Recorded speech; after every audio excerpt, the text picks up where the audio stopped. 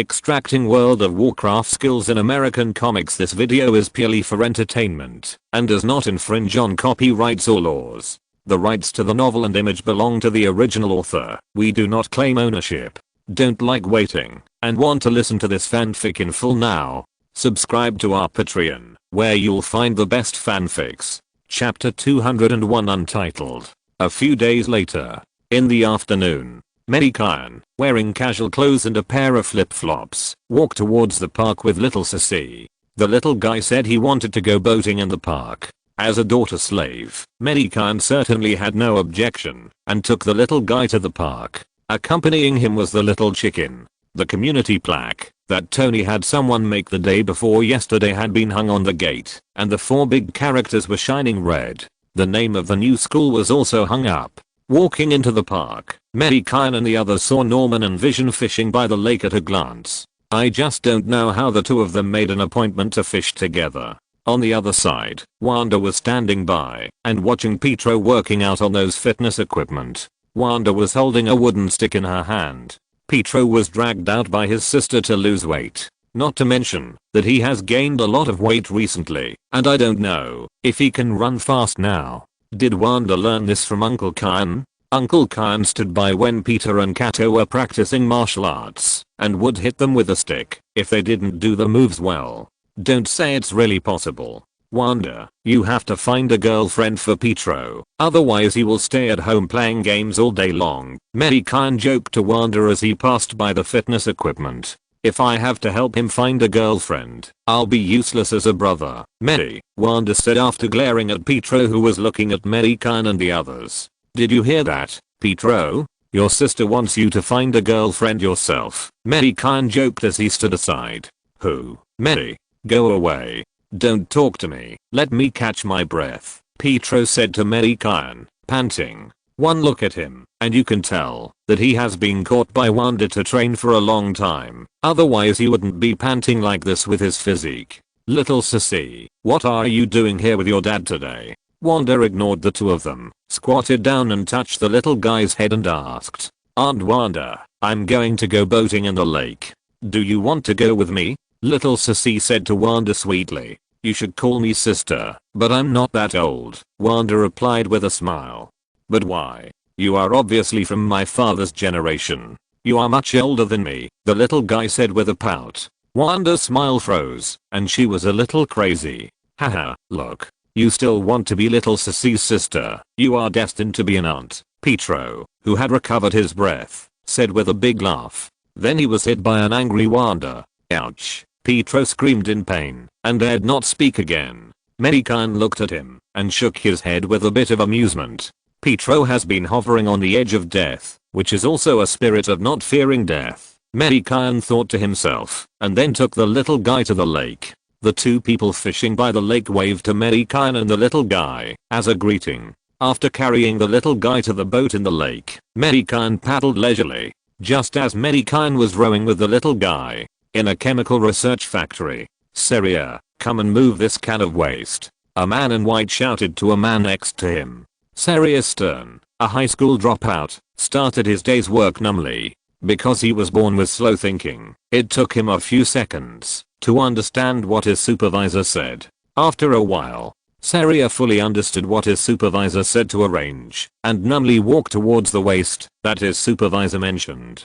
Seria sometimes hated himself. Why was his thinking so slow? If he was like an ordinary person, he would not be doing hard labor in this factory. He must be sitting in some research institute, exploring the mysteries of science. Maybe he was sitting in the office, flirting with the secretary, while roaming the business world. Although he was down and out, and didn't look very good, Seria's fantasy was still beautiful. But that was just a daydream. After waking up from the dream, he still had to continue his hard life. There was no passion and no future. However, at this moment, among the waste materials in his arms, a container suddenly cracked, and a yellow light flashed. Without wearing any protective clothing, he was directly exposed to gamma rays. The radiation could kill him directly. Even if he was slow-witted, he knew the danger of these radiations. Before Seria could scream, his consciousness went black, and he fell directly to the ground.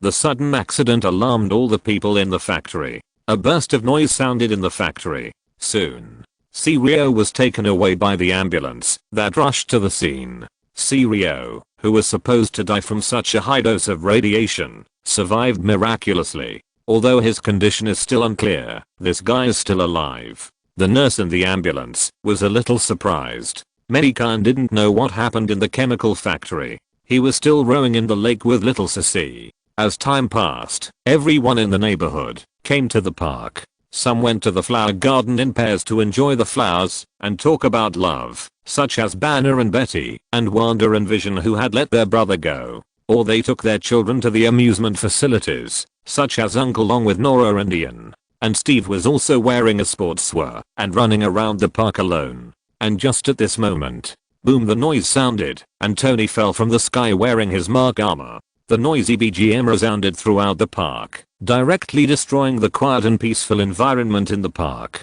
It caused everyone to glare at them. But Tony ignored the glares of the crowd and put the quantum armor back to his chest. Tony, can you turn off the music next time? Look, it scared away all my fish. Norman, who was fishing on the side, said with some dissatisfaction. Norman, your fishing skills are too poor. Even if I land quietly, you won't be able to catch many fish. Tony didn't care about Norman's cannibalistic eyes at all and teased directly. Norman shook his head helplessly. He was old. If he didn't argue with this guy, he would be so angry that he would have to spend money to find Mei to revive him. It was not worth it. Although Norman couldn't deal with Tony, there were people who could. Look, the little ancestor spoke up.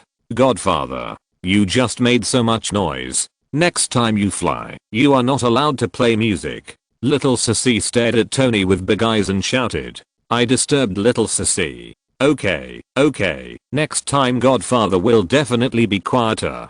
Come on, little Sissy, look at what Godfather brought you. Hearing this, Tony hurriedly replied in a low voice, then took out a box from his inner pocket and looked at little Sissy like offering a treasure. This is the legendary one thing overcomes another. Mei Gan looked at Tony with a little amusement as he apologized to little Sissy with a doting face. This guy deserved it. Always showing off and being so high profile.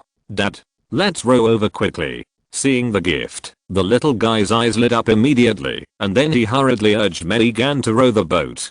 Chapter 202 War Eagle. In the park. On the boat in the lake. Mei Gan looked at Tony's expression like he was offering a treasure and suddenly his eyes became a little dangerous. Could it be that this guy wanted to start another gift war? Mei Gan looked at Tony with some ill intentions. This guy always competed with him for his daughter. Did he want to go to the land of the dead for a spontaneous trip? But Tony didn't notice Mei Gan's eyes at all. The boat just docked, and Tony, like a eunuch next to the princess, went directly to help little Sissy ashore. Not far away, Potts, who was walking with Nadia, saw Tony's appearance and looked at him with disgust. She didn't go to the company this afternoon and just took a day off to rest. Recently, she and Tony have been preparing for pregnancy. After all, every time she saw Tony being attentive to little Sissy, she felt sour in her heart. Women who fall in love are irrational. Not to mention, being jealous of children, she would probably be jealous of men. Tony didn't see Potts, but just opened the box in his hand to show off. Inside the box, there was a pink watch with beautiful patterns printed on the strap. In addition to a small screen, there was a red button below the screen. Look, isn't it beautiful? Tony took out the watch and put it on little Sissy's wrist. Little Sissy pouted a little unhappy and then said to Tony, Godfather, although this watch is beautiful, didn't you give me one last time? The little girl raised her left wrist, where the watch Tony gave her last time was still on it. This one is different. The previous one can be retired. Now you can use this one. This one has other functions. Tony took off the previous watch on the little guy's wrist and then introduced it very complacently. Your watch has the quantum armor made by your godfather. Try it on, and then press this button, and you can wear the armor made by the Godfather for you. Really? The little guy's big eyes suddenly lit up when he heard it, and then looked at Tony. Of course Tony's face was full of satisfaction, and then he looked at Mei Gan with pride. Then Mei Gan's idea of letting Tony go to the land of the dead for vacation came to his mind again. Tony didn't know what Mei Gan was thinking now. If he knew, he would probably put on the quantum armor and fly away immediately without saying a word. But, Godfather, where is Guogo? Little Sissy thought of her good friend who had always been with her and said a little sadly, "Don't worry, Godfather has put Guogo in it." Tony pointed to the new watch on the little guy's wrist. "Really? Call Guogo. Call Guogo." The little guy heard the words and hurriedly called to the new watch. "Got Guogo, Little Sissy, I'm here." A voice came from the watch. "That's great." The little guy smiled sweetly and then thought that this watch could also turn into Iron Man, and Little Sissy hurriedly pressed the button on her wrist gently. As soon as the button was pressed, a layer of material on the watch was seen flowing out rapidly and then diffused towards Little Sissy's body. In the blink of an eye, Little Sissy was wrapped in the iron armor. The iron armor Tony made for Little Sissy turned the bright red into pink, but the gold color did not change. It looked pretty good. "Dad, do you think I'm cool?" Little Sissy put her palm forward, posed a pose Tony often used, and asked Mei Gan. "Cool. My Little Sissy is the coolest," Mei Gan said with some disgust. "Wow, I'm a superhero now. Please call me Pink Iron Man." "Ah!" the little guy shouted excitedly. Mei Gan felt sour in his heart. Why didn't he want his father's magic, and he could be a Phoenix Knight or a Dragon Knight, but why did he like Tony's iron lump? It's ugly. I really don't understand the children nowadays. Mei Gan thought, a little confused. "Come on, Little Sissy, try flying a little." Tony patted the armor the little guy was wearing. "Okay." Boom, muffled thunder sounded. The little guy stretched out his hands, and then Guogo activated the armor, and a spark sprayed from his hands and feet, and then he rushed towards the sky. A pink light flashed in the air and disappeared above the park. Mei Gan was a little worried about the little guy. He stretched out his hand, and a magic circle lit up on the ground. Then, purple lightning flashed above the magic circle, and then a golden eagle with golden feathers appeared in the same place, and purple ox were jumping on the golden eagle. The golden eagle was about 1 meter tall, with a tuft of red feathers on its back, and a pair of claws with cold light were firmly grasping the ground. At the same time as the golden eagle appeared, Mei Gan nodded to him.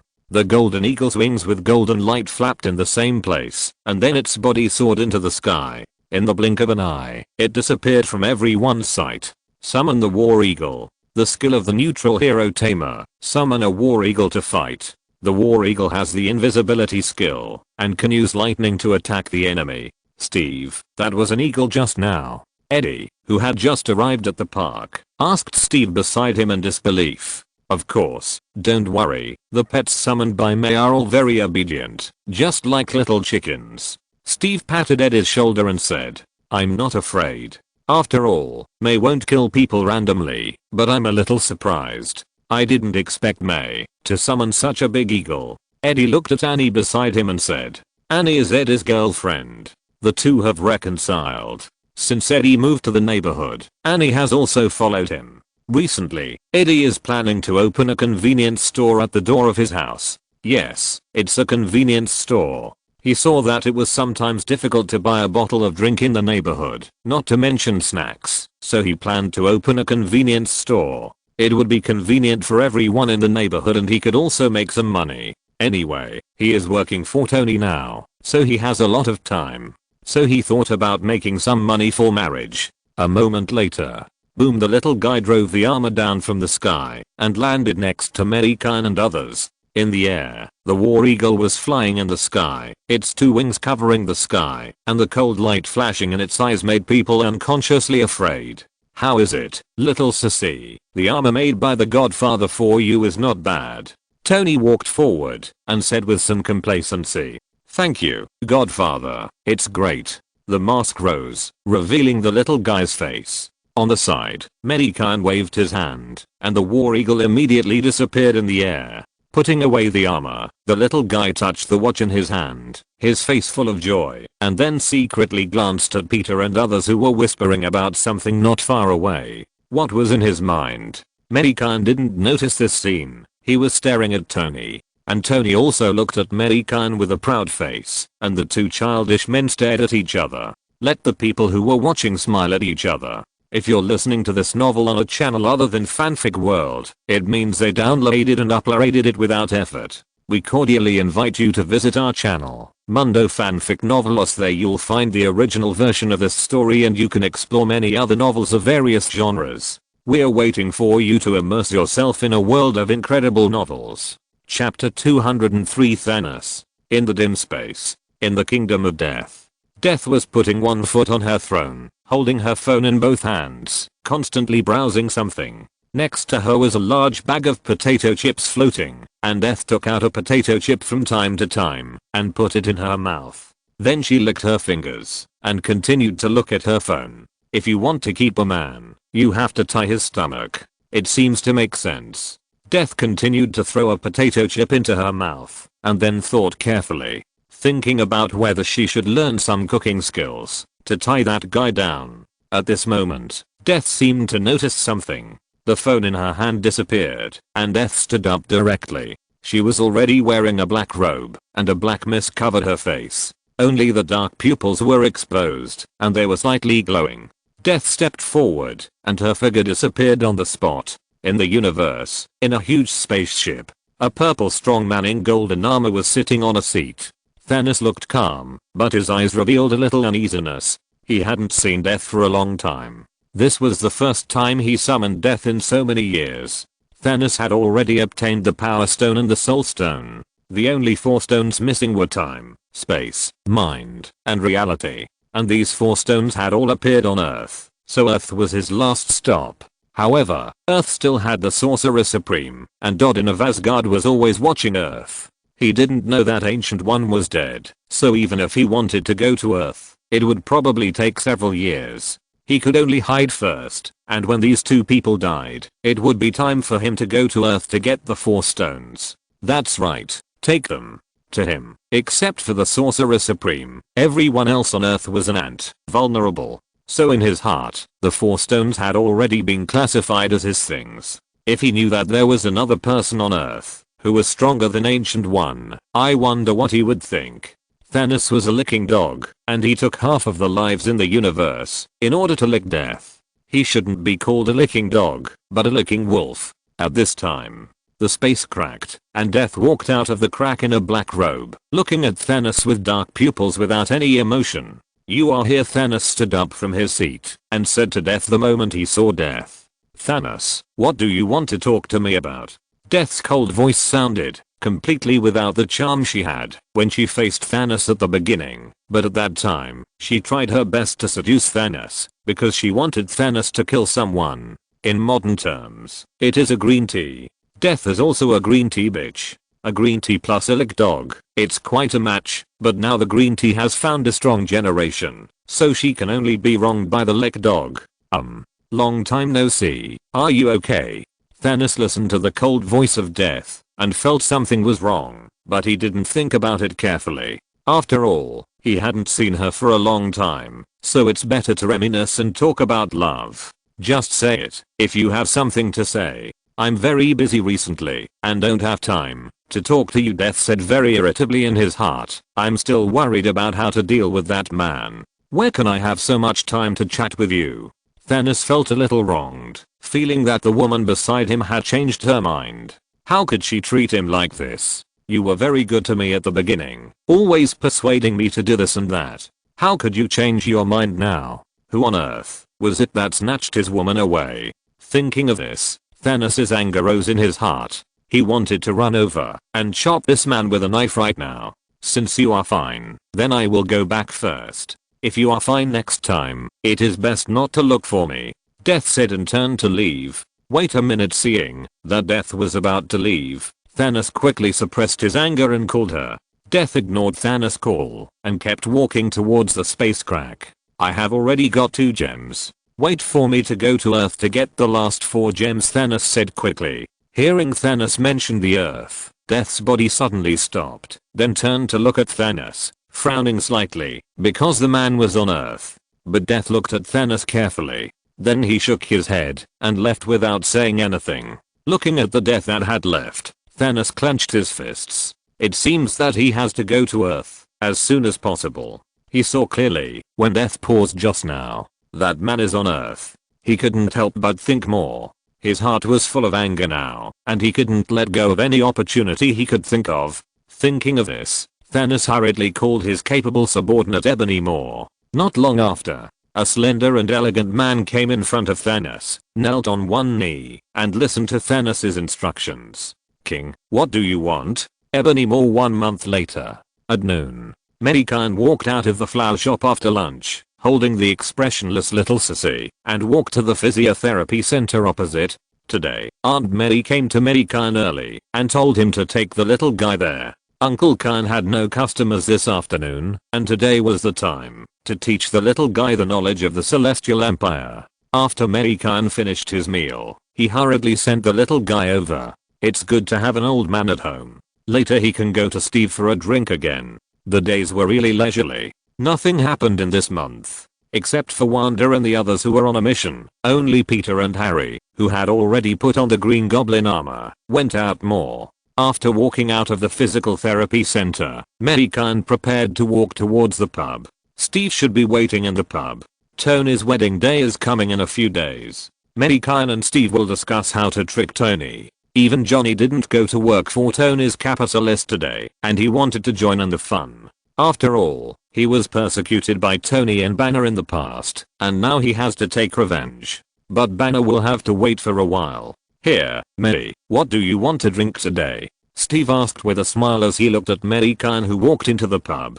"Hey, just some beer. Take out the snacks in your warehouse," Mei Gan said as he sat down on the table next to the bar. "Of course, it's indispensable," Steve said with a smile, and put a glass of beer in front of Mei Gan. Then he walked towards the warehouse. "Hey Johnny, do you still have your pocket money for this month? You dare to come here to drink, aren't you afraid that Nadia will come and catch you back?" Mei Gan said to Johnny beside him, after taking a sip of wine. "Do you think I will be like you, Mei?" Johnny looked at Mei Gan with contempt. I just saw Nadia coming out of your house, and she seemed to be looking for you." Mei Gan glanced at Johnny beside him and said, "Fuck Mei, you must say I'm not here later." After saying that, before Mei Gan could reply, he directly flipped behind the bar, squatted down, and hid under it. Just at this time, Nadia walked into the pub and saw that Mei Gan was the only one there. She hurriedly asked, "Mei, did you see Johnny today? He was resting today and didn't go to work. How come he ran away in a blink of an eye? I was waiting to go out with him and buy some clothes for Danny. I didn't see him either. If I see him later, I will tell him." Mei Gan said to Nadia with a twitch of his mouth. "Okay," and left the pub. "I was almost caught." Johnny patted his chest and stood up and said, but he didn't see Mei Gan looking at him with disdain. Chapter 204 The Little Guy Who Ran Away. In the pub, Mei Gan gloated over Johnny, who was being pulled away by Nadia's ears. He completely ignored Johnny's resentful look. How could a good man lie? Lying is wrong. At this time, Steve just walked out of the warehouse with a bag of snacks in his hand. He asked Mei Gan with some doubts, "Mei, where is Johnny? Did he go to the bathroom? He should have a good alcohol tolerance." "He was dragged away by Nadia," Mei Gan replied with a smile. "Oh, that's a pity. I wanted to have a few drinks with him," Steve said after shrugging. "There are plenty of opportunities," Mei Gan replied, after snatching the bag from Steve's hand. "No, Johnny hasn't paid for the drinks yet. He actually drank the wine, and he must not be allowed in next time," Steve said jokingly. In this way, Mei Gan and Steve began to discuss how to play a prank on Tony while drinking. 2 hours later, the little guy who had already learned well ran in from outside and said to Mei Gan, Dad, I'm going to play with Sister Gwen and the others this afternoon. They are going to the park to fly kites this afternoon. I want to go too." Okay, you go with Sister Gwen and the others. Remember to bring the little chicken. Got it, Dad. Goodbye, Uncle Steve." After that, the little guy ran away in a hurry. "Little sissy is so cute," Steve said after taking a sip of wine. "You can also have a baby with Linda, Steve. Maybe later." "It's too early now," Steve replied with a smile. In the park, the little guy was staying beside Gwen and the others, holding the kite string in his hand and occasionally looking at the kite in the sky and pulling it a few times. Little Sissy had a cute smile on her face, but her ears were listening to the conversation of Gwen and the others. Gwen and the others were talking about an organization that had recently appeared in Hell's Kitchen. The organization was called Big Boss. They have been stealing various scientific secrets. Because this organization has just appeared and has not been noticed by S.H.I.E.L.D, it is still hiding in the dark. Peter and the others found out by chance. Recently, Peter and Harry have been running to Hell's Kitchen. So when they were preparing to fight crime, they accidentally touched a transaction site where they overheard the transaction of scientific secrets. And the organization that collected scientific secrets was the one that claimed to be the Big Boss. So recently Peter, Harry and others have been tracking and inquiring about the information of this organization. Gwen and others are now talking about the plan to go to Hell's Kitchen tonight. They are not afraid that little Sissy will hear it. After all, little Sissy is still so young. How can they be afraid that little Sissy will hear these things? In their hearts, little Sissy may not be interested and will think they are noisy. However, they don't know what the little guy is thinking now. While flying a kite, the little guy listened to the plan of Gwen and others. His smart big eyes turned around, but a lovely smile appeared on his face. Night. The moonlight fell, covering the ground with a layer of white frost. Baby, let's go. Nora is calling you. After dinner, Mei Gan shouted to the little one who was doing something in the room. Dad, you go first. I need to wait a moment. I'll be there later. Mei Gan didn't think much about it, turned around and walked towards the pub. Audrey was washing dishes, and she poked her head out of the kitchen and shouted to the little one's room. Baby, what are you doing in the room? Your sister Nora is calling you. Mommy, I'm not doing anything. I'm going downstairs now. As soon as the voice fell, the little one ran downstairs with her new small bag on her shoulder. When she reached the middle of the stairs, she suddenly thought of something and turned around and ran into Mei Gan's study. Half a while later, little Sissy ran out of Mei Gan's study holding her backpack. Mei Gan and Audrey didn't notice anything about this. 10 minutes later, Audrey walked out of the flower shop and saw little Sissy, Nora and Ian chasing Adam and Eve. She smiled and shouted to the three little ones, "Be careful, don't fall." "Got it, X3." The three responded loudly. Audrey walked towards the pub after hearing that. Because Potts and Tony were going to hold a wedding, Potts had many questions to ask Audrey tonight and kept urging Audrey to go to the pub. Noisy sounds came from the pub, and at this moment, a red figure and a green figure flew out of the turret, going away. Looking at Peter dangling in the air and Harry flying in the air, little Sissy's eyes lit up, then turned around and said something to Nora and Ian, and then ran towards the door. When she ran to a dark corner, she took out a red cloak from her bag. Putting the red cloak on her small body, the little girl's figure disappeared immediately. Shadow cloak. It makes the user invisible. Moving and using medicine will not interrupt the invisible effect, but attacking will make the invisible effect invalid. Mei Gan stuffed one of the equipment into the little girl's bag. Even her bag was modified from a smart headscarf, but it was re-dyed. This is the work of Mei Gan, an hour-ish. Little Sissy's figure disappeared, and then she ran towards the gate, carefully passing through the gate.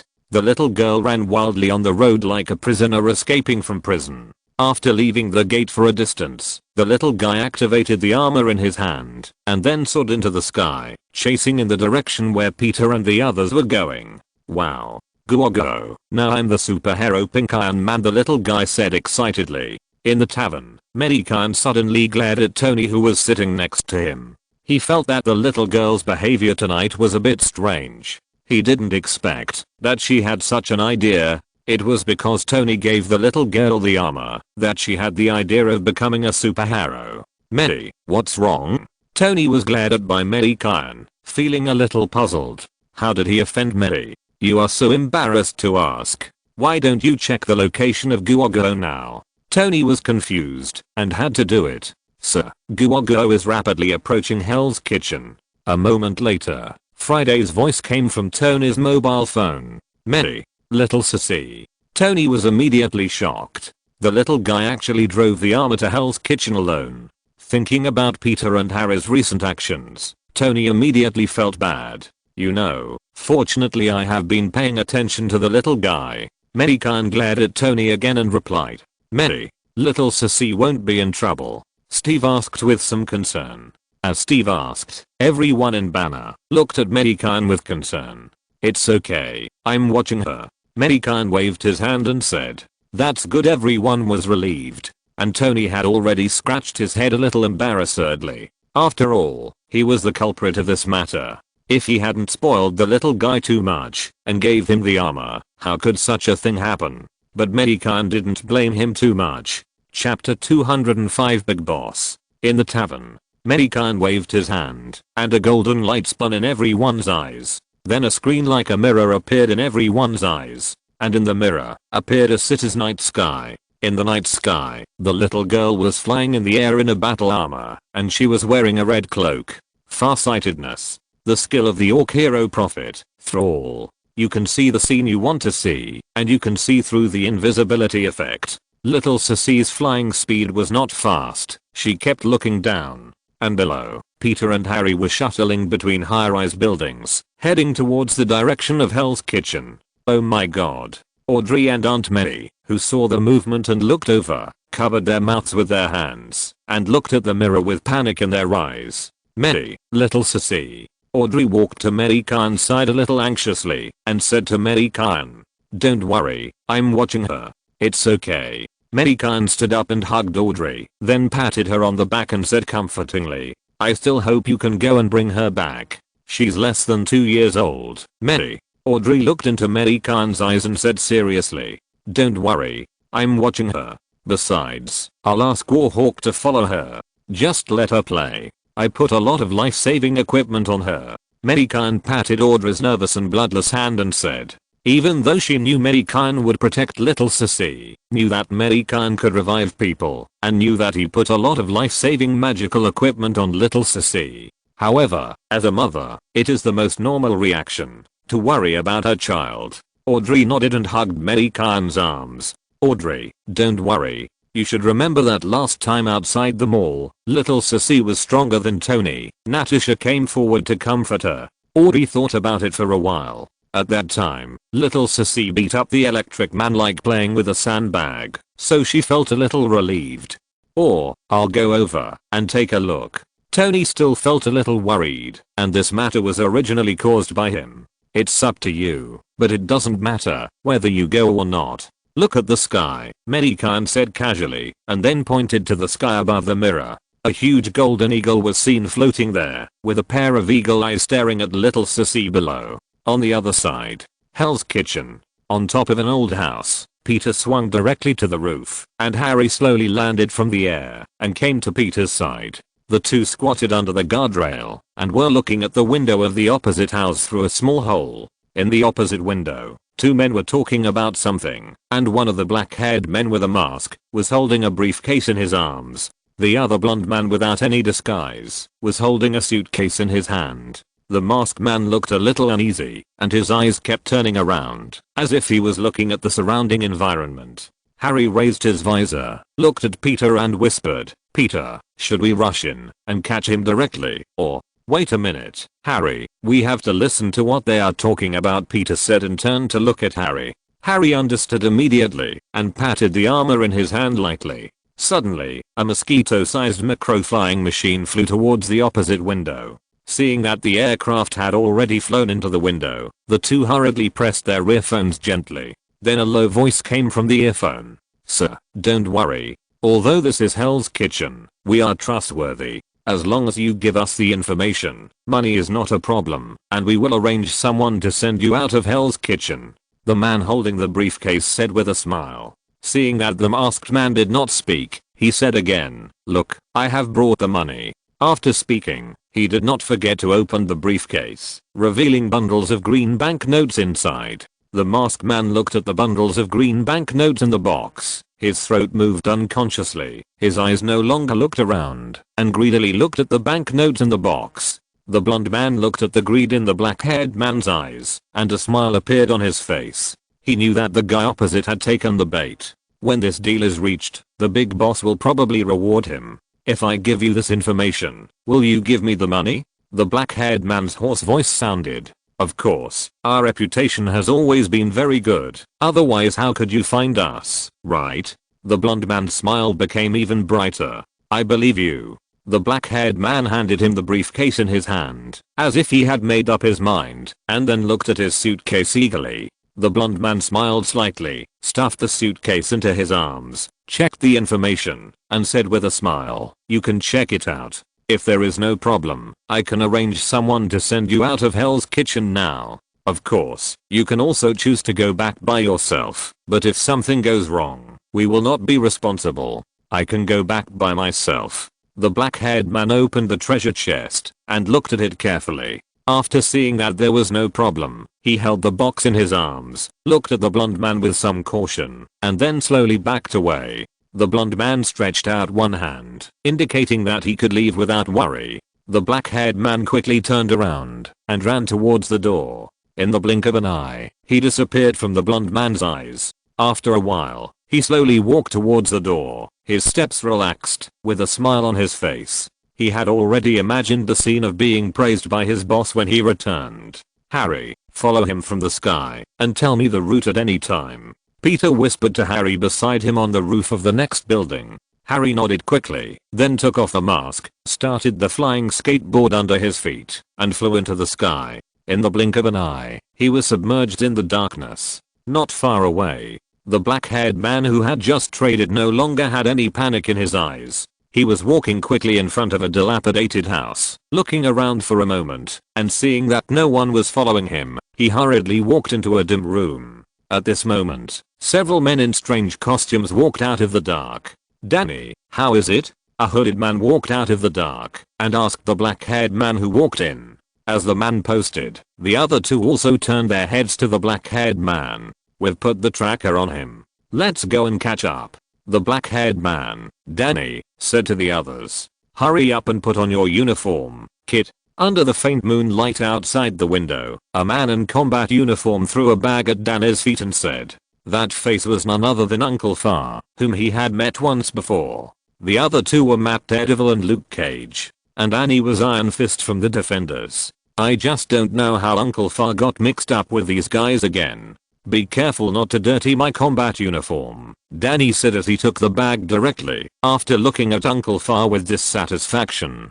Then he changed his clothes right on the spot without avoiding the others. Chapter 206. Hell's Kitchen. On the dim road, a black car was driving on the road. On both sides of the road, as the car passed by, a head popped out from the dark alley from time to time, greedily looking at the car driving on the road. In the car, the blonde man was humming a little tune happily, but he didn't know that Harry was watching him in the air, and in his pocket, there was a small tracker. The car whizzed past and disappeared on the road. Not long after, a black SUV drove in. In the car, Iron Fist was wearing a yellow uniform, and next to the steering wheel, he was holding a mobile phone with a red dot flashing on it. In front, the black car stopped on a dim road soon after. The lights were turned off, and the dark night could not see any scene clearly. However, for Harry in the air, it didn't matter if there was no light, because his green goblin armor had night vision goggles. The blonde man got out of the car and got directly into a brown SUV that had just passed by the road. The SUV took Harry and several members of the Defenders around Hell's Kitchen. Half an hour later, the SUV drove into a very dilapidated house. The blonde man got out of the car, followed by a purple-haired woman in a leather jacket. The two walked into the house side by side. After that, the house was silent, and even the lights were not on. In Harry's eyes, who was turning on the thermal imaging goggles, the two walked into a room and disappeared into the room. It was obvious that they must have gone underground. Harry saw that he had found the criminal's lair and hurriedly called Peter over. Peter hadn't come yet, but Iron Fist and his men arrived first. A black SUV drove in from outside and stopped not far from the house. The car didn't turn on the lights, but with the eyesight of Iron Fist and his men, they could find the way even without turning on the lights, including Matt, the blind man. Several people got out of the car and looked at this dark and dilapidated house. They were all a little stunned. Such a wealthy organization was established in such a house. No wonder they couldn't find it in the past few days. "Let's go. We may have a big fight tonight," Uncle Far took out a shotgun from the trunk and then took out a few grenades from it and pinned them on his clothes. Then he took out 2 pistols and said to the few people. Then he took the lead and walked towards the house. Several people nodded slightly and followed Uncle Far. After taking a slight look at the door of the house, Uncle Far suddenly fired a shot at a wall at the door. Bang, the deafening gunshot sounded and dust flew everywhere. Several people looked at Uncle Far and frowned. No need to look, we have been discovered. Uncle Far pointed to the remaining wires and iron fragments on the wall. It's a camera. Danny walked forward and touched the fragments. Just break in, Luke Cage said after clenching his fists and bumping them together. This is the only way now. Danny glanced at the few people and pulled his uniform. Matt didn't say anything, holding a guide stick in his hand, and walked directly towards the house. Several people hurriedly followed. In the air, Harry was a little confused when he saw the 4 people who walked into the house. They were originally the prey of himself and Peter, so how come there were several people who wanted to steal the head? Although Harry didn't know them, he had heard of them in Hell's Kitchen. After all, Hell's Kitchen is big, but not too big. With him and Peter, there are 6 superheroes, so why haven't they heard of them? Peter, someone else got our prey first. You have to hurry up, otherwise we can only finish it off. Harry hurriedly shouted to Peter, who was rushing over. Who? Peter asked with some confusion. Are even superheroes fighting against criminals these days? The competition is too fierce. That's right, being a superhero in this beautiful country is so cruel. He didn't even think about it. Aren't they also squeezed into this Hell's Kitchen by Tony and others? Aliens and criminals with special abilities don't have their share, so they can only come to Hell's Kitchen to fight against robbers and the like to make a living. It's the heroes in Hell's Kitchen. It seems to be called the Defenders or something, Harry replied. Watch it first. I feel it's not simple here, Peter instructed. Okay, Harry replied, and then he stopped talking and landed on the tall building next to the house. A moment later, a gunshot suddenly rang out in the house. Then, a series of gunshots rang out. The gunshots echoed throughout the area, breaking the quiet night. The fire from the bullets flickered from time to time in the house. Not far from Harry, little Sissy appeared, but because she was wearing an invisible cloak, Harry could not see her. Little Sissy lay on the fence with interest, watching the uncles and others who were exchanging fire. There was excitement in her eyes, and she wanted to go down and fight the criminals now and be a superhero. But after looking at Harry, who had not yet taken action, little Sissy held back. A moment later, a figure flew out of the gate and fell directly to the ground. Then 2, 3, and 4 figures were thrown directly out of the house by something. Uncle Far, whose physique was not as strong as Luke and the others, had a stream of blood flowing out of his mouth. It was obvious that he had internal injuries. Footsteps sounded from inside the house, and more than a dozen armed gunmen walked out of the house. More than a dozen guns were pointed at Uncle Far and his 4 men. If there were only these dozens of gunmen, how could they not be defeated? However, there was a powerful person with abilities in the house. At this time, a figure in uniform walked out of the room. With the appearance of that person, the eyes of the dozen gunmen looking at him were full of fanaticism. But the man's face was green, exactly the same as the skin color of the Hulk, and his head was obviously a circle larger than that of an ordinary person. The man was Samuel Stern, who was irradiated with gamma rays more than a month ago and had not died. Samuel, who had some mental disorders, suddenly found that he had an IQ that ordinary people could not match after being cured, and he also had superpowers. Although these abilities made his head bigger than that of ordinary people, he didn't care. The discovery of superpowers had already made him ecstatic. How could he care about such a small matter? Then he frantically absorbed knowledge, and in just 1 week he had knowledge comparable to that of a prestigious university student. However, he was not satisfied yet. He used his ability to control others to get a lot of US dollars and thugs. Then he began to steal scientific knowledge crazily, just to make his knowledge more abundant. If he was not worried about being known by the heroes in the Big Apple, he might be even crazier. However, unexpectedly, it was finally known by a few little mice. Tonight, Samuel was very angry. The arrival of these little mice might cause unnecessary trouble, so he had to deal with them personally. If his news was passed to the terrifying magician, he would probably not be able to escape. Samuel walked slowly towards the few people with his hands behind his back, with a dangerous light flashing in his eyes. Chapter 207 Arda. Block. In the tavern. Looking at the battle happening on the mirror, Steve and Tony all wanted to rush over there.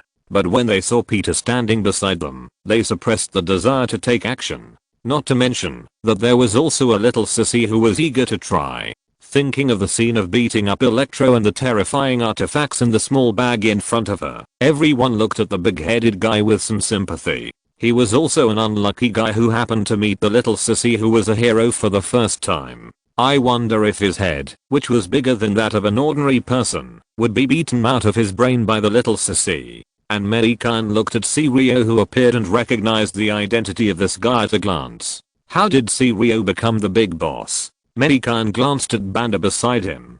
Didn't Banner stop looking for the so-called Mr. Blue? How could this guy become the big boss? Mei Gan thought with some doubts. But he suddenly thought of Sirio in the comics, and understood in his heart that in this world where he lived, he would not be surprised by anything in the comics. After all, it's already such a mess now. Is there anything more chaotic than the world now? Even if Barry Allen came from DC tomorrow, he wouldn't be surprised. May, is this guy an alien? Tony asked with some confusion beside him, looking at Sirio, whose head was bigger than this. If you don't understand, just ask Mei Gan. This is the common consensus of everyone. Anyway, as long as a superpower comes out, just ask Mei Gan. He will definitely know. No, he is an Earthling. He and Banner are both, because of gamma rays, so they become like this. Mei Gan glanced at Banner beside him and said, "Gamma rays, him?" Banner looked at Sirio in the mirror and widened his eyes.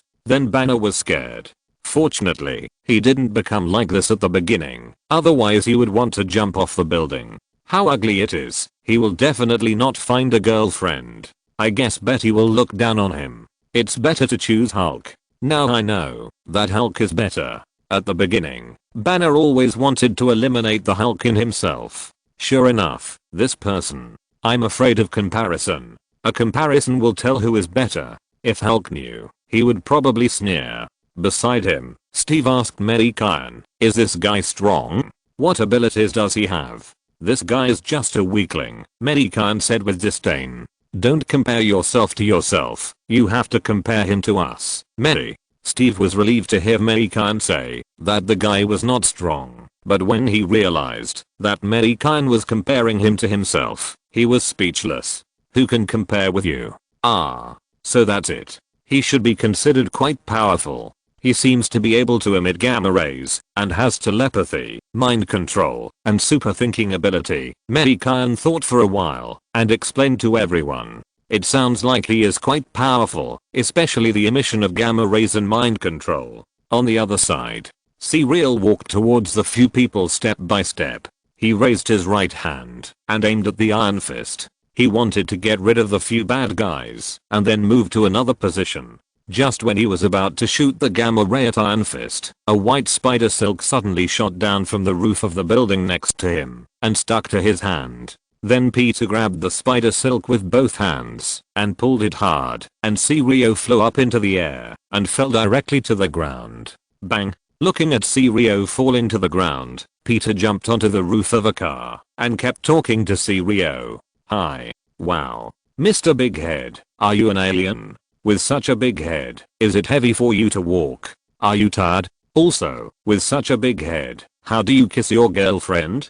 Peter didn't understand. Sirio didn't have a girlfriend at all.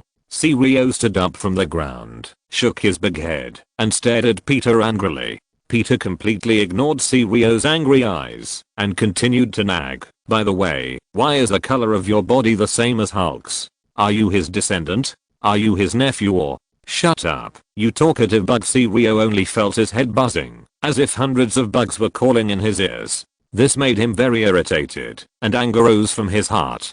Sirio loudly interrupted Peter's voice. Then, Sirio raised his right hand suddenly, and a green light came out of his hand and shot towards where Peter was. Boom! The moment Peter saw Sirio raise his hand, he suddenly raised his left hand, shot out a white spider silk, and then swung to the side, avoiding the gamma rays shot by Sirio. Seeing Peter dodge his attack, Sirio turned his head and looked at Peter, who was already standing next to Luke. Then, Sirio looked at Luke, who had just stood up, and a green light flashed in his eyes. Beside Peter, Luke's body shook violently, and his face showed a struggle, but as the green light in his eyes grew stronger, his face slowly calmed down. Suddenly, Luke turned around and punched Peter. Peter, who had been looking at Sirio and was on guard against him, did not react at all, and would not have thought that Luke would attack him. Peter was directly hit by Luke's punch against the wall, and the hard wall was directly knocked out spider-web-like cracks. Luke took advantage of the situation and continued to approach Peter. Luke. Danny was supporting Uncle Far and shouted to Luke, who was approaching Peter in panic. Peter, who was struggling on the ground, also looked at Luke, who was approaching him in panic. His chest and back were in great pain, so he couldn't stand up. Sirio showed a happy smile at the corner of his mouth. This little bug with a bad mouth is about to die, and it will be the turn of the other guys soon. Stop. Harry's voice came from the air. He stepped on the flight pedal and held an energy gun in his hand, facing Luke. However, Luke was too close to Peter now. Harry didn't dare to shoot for fear of hurting Peter. Seeing that someone else was coming to make trouble, Sirio showed an angry look on his face. He stretched out his hand and shot a gamma ray directly at Harry. Harry stepped on the flight pedal and drew an S shape in the air, avoiding the gamma ray shot by Sirio. However, he didn't feel proud or happy at all. Looking at Peter, who was about to be hit in the head by Luke, Harry's eyes were red, and he rushed towards Peter desperately. However, when Luke's fist was still more than 10 centimeters away from Peter, it suddenly stopped. Everyone present looked at Luke with a red face and blue veins on his arms with some confusion. Damn. A little girl's voice sounded. Luke's figure shot directly into the house opposite like a cannonball. Hearing this voice, Peter and Harry were shocked, and then shouted in surprise, "Little sissy." Chapter 208 Can't afford to play. Night. In front of the house. Peter stood up from the ground and looked around in confusion. He had clearly heard little sissy's voice just now, so why couldn't he find anyone?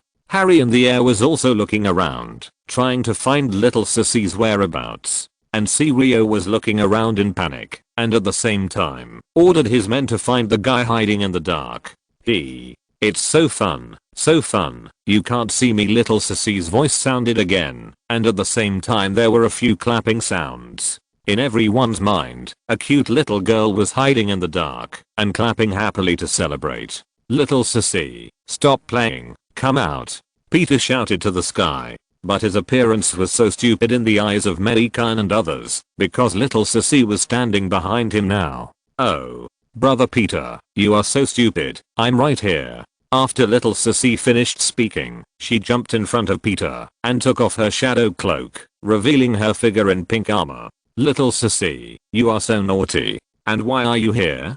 Peter saw the figure of little sissy and quickly blocked her in front of her, because when he saw the appearance of little sissy, Sirio and his men had already pointed their guns at her. Hey, stop it, put your guns away quickly. If you hurt little sissy, you will all suffer the most terrible revenge. Harry fell from the sky and landed beside Peter, blocking little sissy tightly. But Peter threatened Sirio. Little bug, do you think I was scared?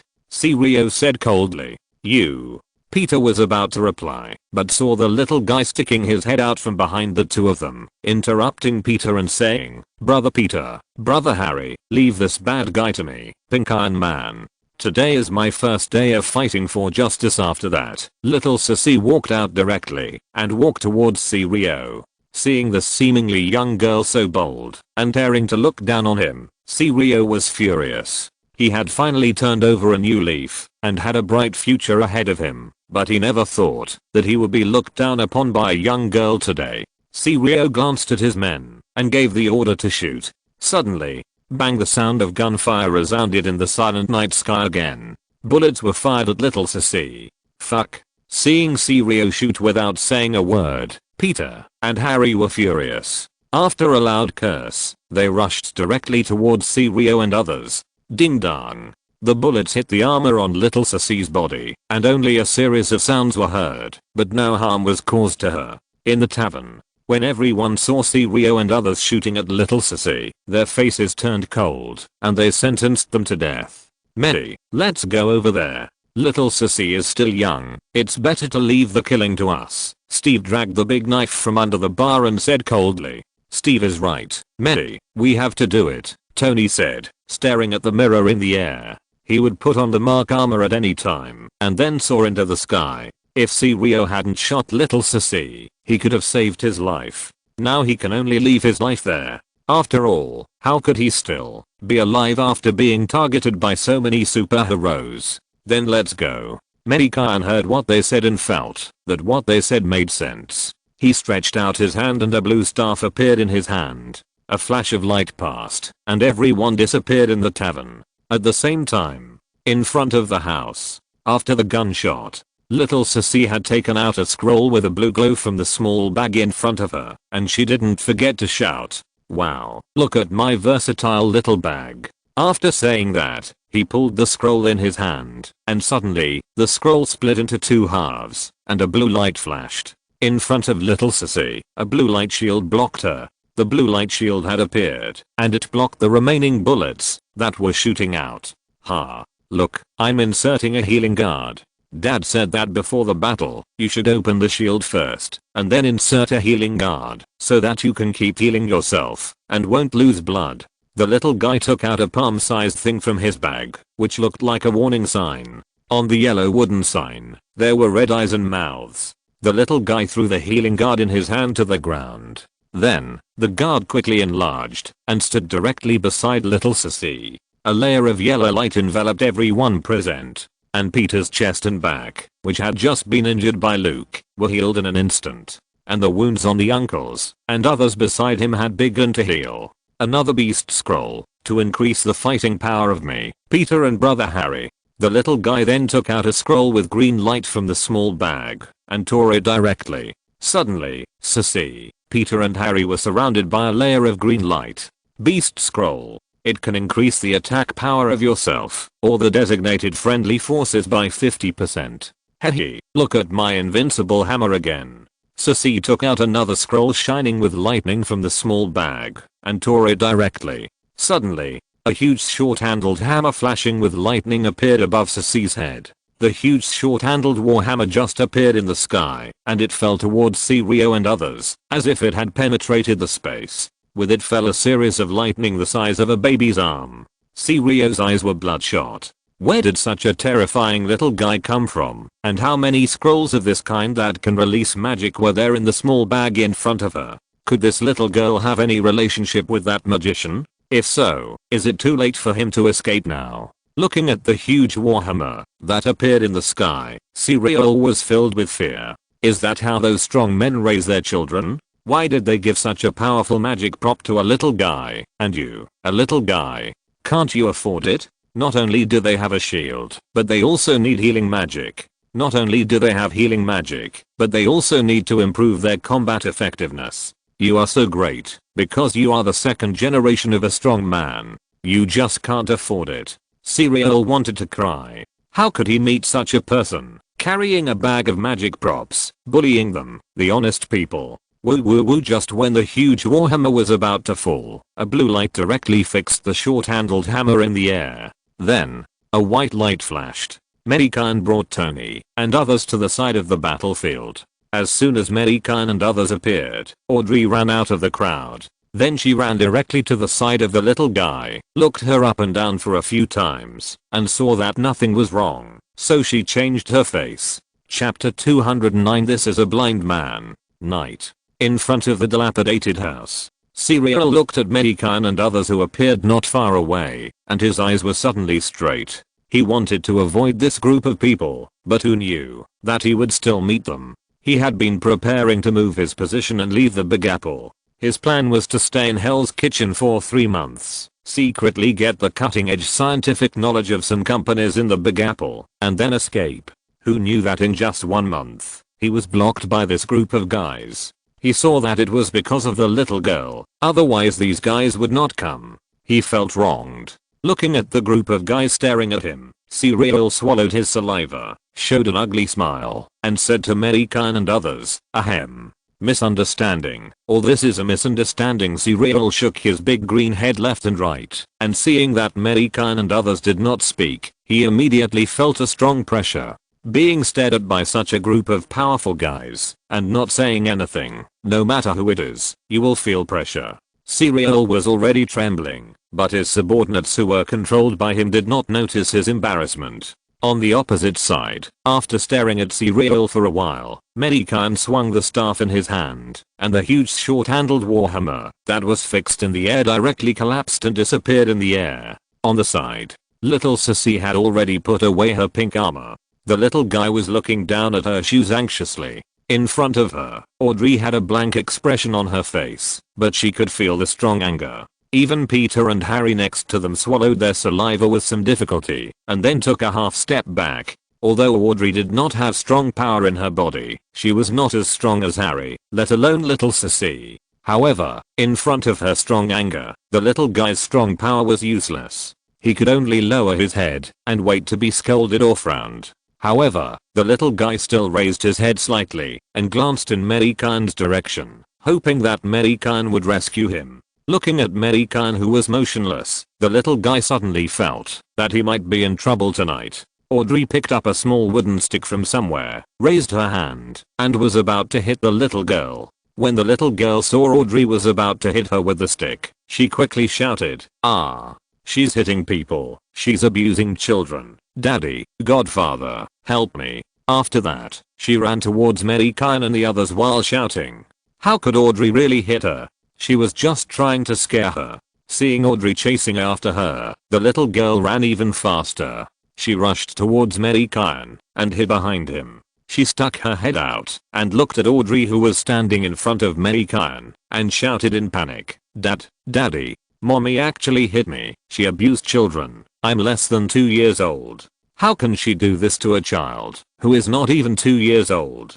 Puchy." Audrey couldn't hold back her serious expression and laughed out loud. Mei Gan turned around and looked at the little girl behind him, then said to Audrey, "Well, the little girl is still young. Why don't you just scold her? Just scold her and don't beat her up." Yes, Mei is right, Audrey. Little Sissy is still young.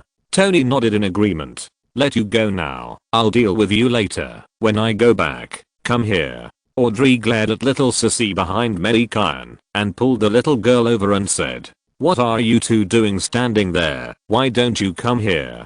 Uncle Gan took a few steps forward with a guide stick in his hand, turned his head, and said in the direction of Peter and the others. Hearing this, the two hurriedly walked behind Uncle Gan. "Forget everything I taught you. You can't even deal with these rotten sweet potatoes," Uncle Gan said with a look of disappointment. "Master," Peter said a little embarrassedly. "Look how martial arts are used," Uncle Gan said, after taking a few steps forward again. "Uncle Gan," Mei Gan shouted with a little surprise. "Let me do it. I'm not too old to take care of these rotten sweet potatoes," said Uncle Gan, after interrupting Mei Gan. Mei Gan shrugged his shoulders after hearing this. Since Uncle Gan wanted to stretch his muscles, he could leave it to him.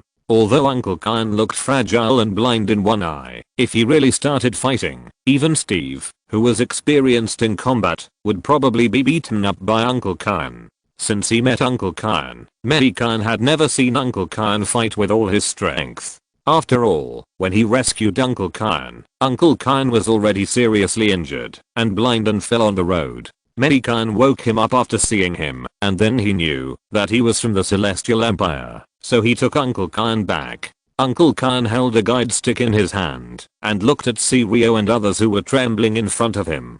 After Mei Gan arrived, they dared not move at all. After all, a person's reputation is like a tree's shadow, and Mei Gan and his men are recognized for their strength.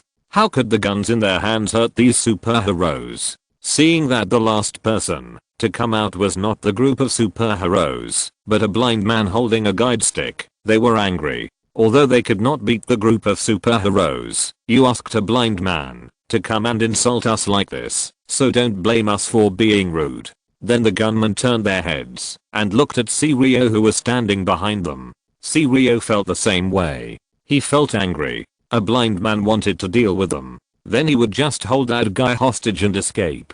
Sirio thought with determination. Uncle Khan didn't say anything and walked straight towards them. A dozen gunmen were looking at Uncle Khan in a serious battle array, with the black muzzle facing Uncle Khan. Uncle Khan was not afraid at all. His figure slowly moved forward, and then a golden bell appeared on his body, covering him. Oh my god, the golden bell and iron cloth shirt. Uncle Khan never said he could do this. Mei Gan stared at the golden bell on Uncle Khan's body with his eyes wide open, shouting in disbelief. Uncle Khan also traveled through time. How could there be a golden bell in the Marvel world? Mei Gan thought with some doubt. With the appearance of Uncle Khan's golden bell, his figure disappeared directly from the spot. Then countless golden illusory stick shadows appeared and swept towards the robbers. Bang bang bang, Uncle Khan's figure passed through the robbers and fell in front of Sirio. Then, behind Uncle Khan, one by one, the robbers fell to the ground, with bright red blood flowing out of their mouths, ears, or nostrils. It was obvious that they had suffered internal injuries in the eyes. Sirio looked at Uncle Khan's back in horror. This is a blind man. Can she be blind? This is clearly a big devil. In just a few seconds, his robber was killed directly. Is this the legendary Kung Fu? Why is he so unlucky? He just wanted to get some scientific information. He didn't kill anyone, and he didn't rob. How come he met these guys? Sirio was crying without tears. If Uncle Khan hadn't wanted Peter to see countless uses, he might have killed them faster. Sirio swallowed and looked at Uncle Khan with a serious look. If you're listening to this novel on a channel other than Fanfic World, it means they downloaded and uploaded it without effort. We cordially invite you to visit our channel, Mundo Fanfic Novelos. There you'll find the original version of this story and you can explore many other novels of various genres. We're waiting for you to immerse yourself in a world of incredible novels. Chapter 210. This is not scientific. In front of the house, Uncle Khan stood in front of Sirio and then turned his head to Peter. He said to Peter, "See, boy, you have to get close to them to learn what I teach you. You have no weapons, so you must get close to these guys. As long as you are about 5 meters around them, their life and death will be decided by you. Of course, that brat doesn't count." Uncle Khan finally pointed at Mei Gan. Mei Gan rolled his eyes when he heard it. Just teach him. Why involve him? The group of big foreigners next to Mei Gan did widen their eyes, then swallowed their saliva, and then looked at Uncle Khan with admiration in their eyes. Kung Fu? Which foreigner doesn't want to have it? Not to mention Uncle Khan's Kung Fu, that is handsome and powerful when fighting. Banner was already thinking about whether he could fight with Mei if he learned Khan's Kung Fu. Banner thought so, and his eyes couldn't help but glance at Mei Gan. This look made Mei very uncomfortable, and Banner was frantically testing the edge of death. Whether it was Tony the capitalist or Steve the moral model, their eyes were full of the word want when they looked at Uncle Khan. It felt like an unsatisfied young woman. And in front, Sirio was ashamed. He was using them as teaching materials. This is not the way to bully people. He also has dignity, okay? Thinking of this, Sirio decided to fight with this old blind man. Sirio shook his huge head, and then his pupils lit up with green light. His eyes widened, staring straight at Uncle Khan. Sirio wanted to control Uncle Khan. However, Uncle Khan just frowned slightly, without any sign of being controlled. "Boy, don't show off your so-called mind control in front of me. Change to another ability." Uncle Khan turned his head to Sirio and said, "Old man, you are looking for death. Then I will fulfill your wish. Since there is no way to settle it peacefully, there is no need to be timid anymore." Sirio said this harshly, and then stretched out his hand. A green light came out of his hand and shot directly at Uncle Khan. Then Sirio ran into the house. Uncle Khan slightly tilted his body and dodged the green light that shot at him. Then Uncle Khan slowly walked into the house. Just as he walked to the door of the house, there was a violent vibration from the house. Boom boom, a huge sound came from the dilapidated house. Then, huge cracks appeared on the wall of the house, and then pieces of debris fell to the ground. The house collapsed directly, splashing dust all over the sky. Mei Gan saw the dust coming in his face, and hurriedly waved his hand forward. A magic power swept towards the dust, sweeping the dust directly into the air, revealing the scene on the ruins of the house. On the ruins, a 3-meter tall robot stood there. It's not a robot. Above the machine, there is a semicircular glass cover, and S.H.I.E.L.D is sitting there. The robot has 4 limbs and mechanical claws, which firmly grasp the ground. Under the glass cover, a mechanical arm stretched out from the left. There was no arm on the right. Yes, this robot only had one arm. It seemed that it had not been installed yet. Now the situation was critical, and S.H.I.E.L.D had to open this unfinished machine. He used a lot of scientific data obtained during this period to build this machine. There were many weapons assembled in the machine. Although I don't know if it will be useful to the blind man, I still have to try it. If it is useful, then he can escape. He didn't think about defeating the powerful guys outside. He just wanted to escape. The chest of the machine opened, and then a dark muzzle stretched out from the chest. Bang bang bang, several shells blasted out from the muzzle, dragging a long flame and shooting directly at Uncle Khan, who was standing there. Uncle Khan's face was still calm, without any change. Uncle Khan held the guide stick in his right hand, raised the guide stick parallel to his chest, stretched out his right hand, and tilted the guide stick slightly downward. Just when the shell was about to approach him, Uncle Khan's figure suddenly disappeared from the spot. In front of the shells, a huge and illusory take-eye diagram suddenly appeared, and the take-eye diagram flowed slowly. When the shells touched the take-eye diagram, something strange happened. The shells turned directly there, and then went to where S.H.I.E.L.D was standing. Damn, is this take-eye? Is this take-eye stick technique or take-eye sword technique? Mei Gan jumped up directly. Mei Gan looked at Uncle Khan with his eyes full of greed. Don't get me wrong. He coveted Uncle Khan from time to time. He coveted Uncle Khan's martial arts. He had known Uncle Khan for so long, but he didn't know that Uncle Khan knew so many legendary martial arts. If he had known it earlier, he would have asked Uncle Khan to teach him. Before crossing, who didn't have martial arts dream?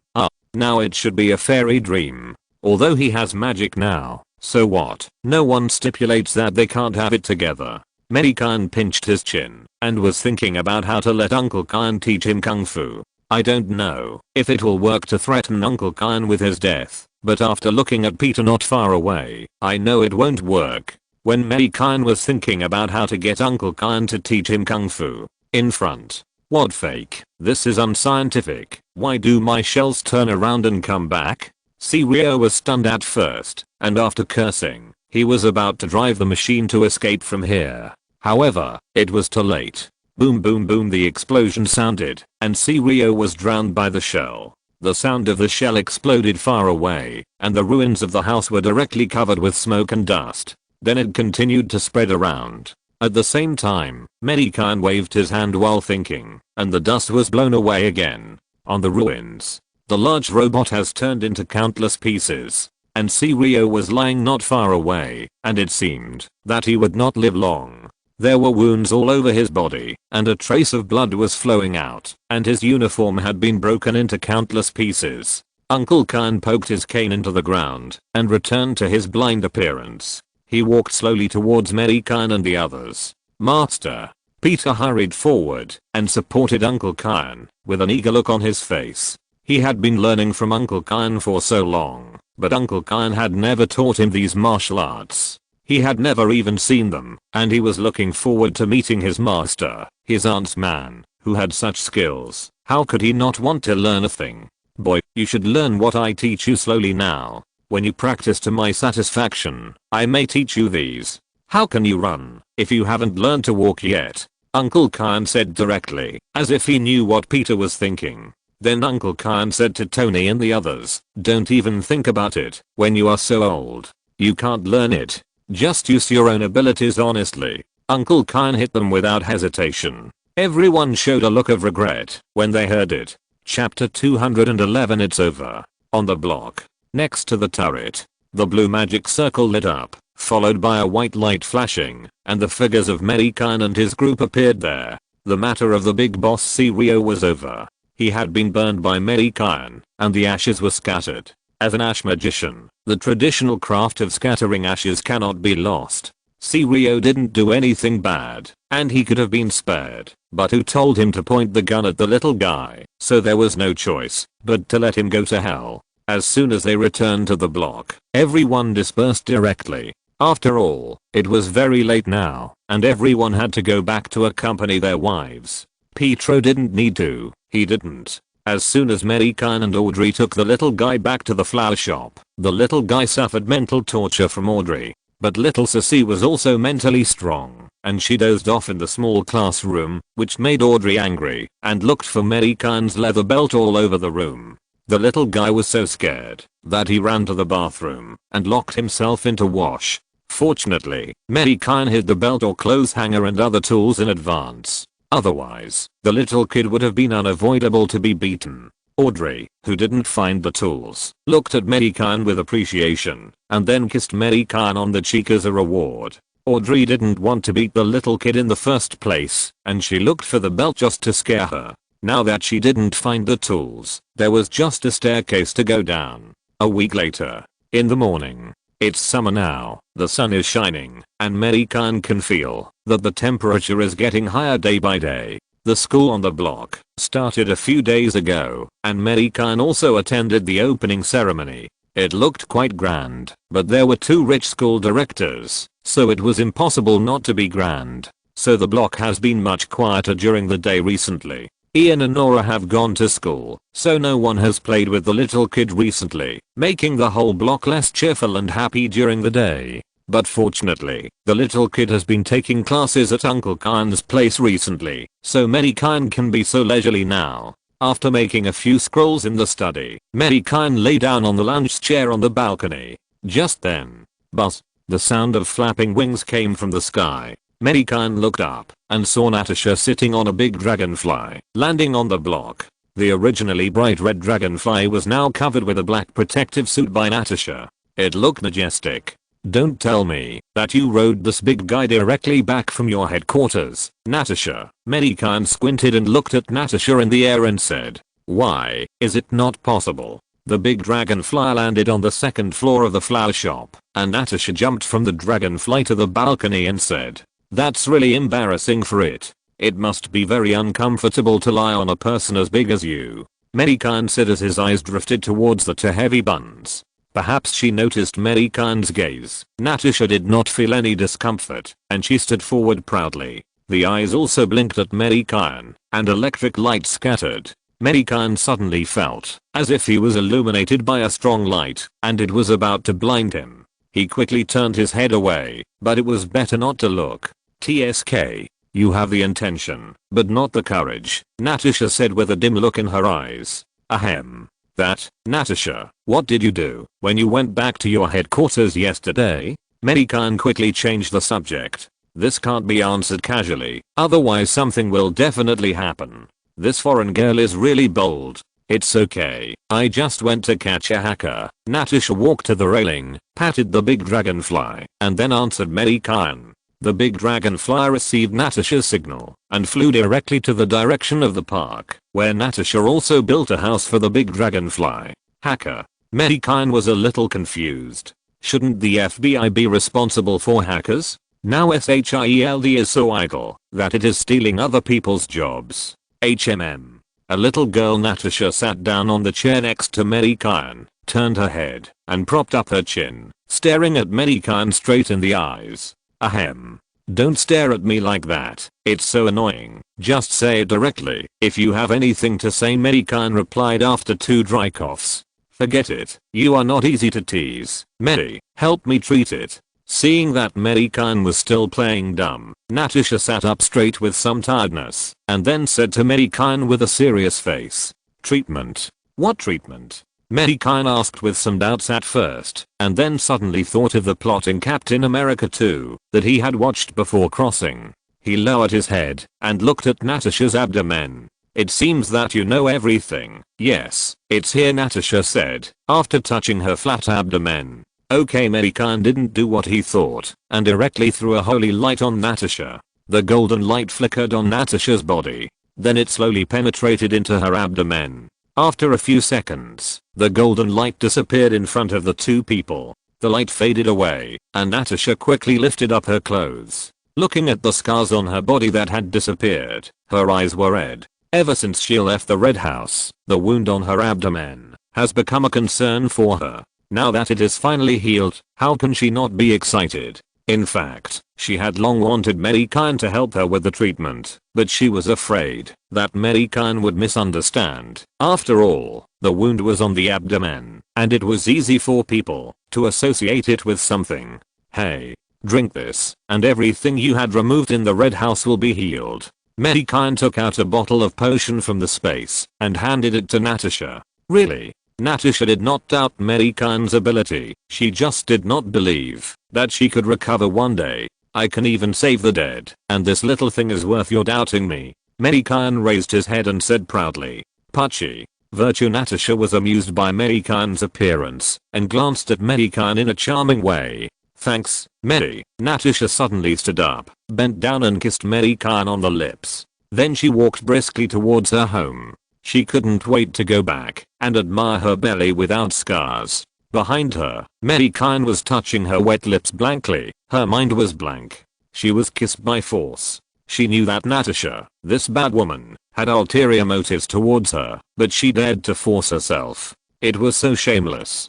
Do you dare to do it again? If Natasha heard it, she would probably pounce on him in excitement. Of course, Mei Gan didn't dare to say it out loud. On the second floor of the physiotherapy center, which Mei Gan didn't notice, the little chicken who walked out of the living room stared at everything that had just happened with wide eyes. It's over. That woman is really thinking about the boss, and the boss seems to have been captured.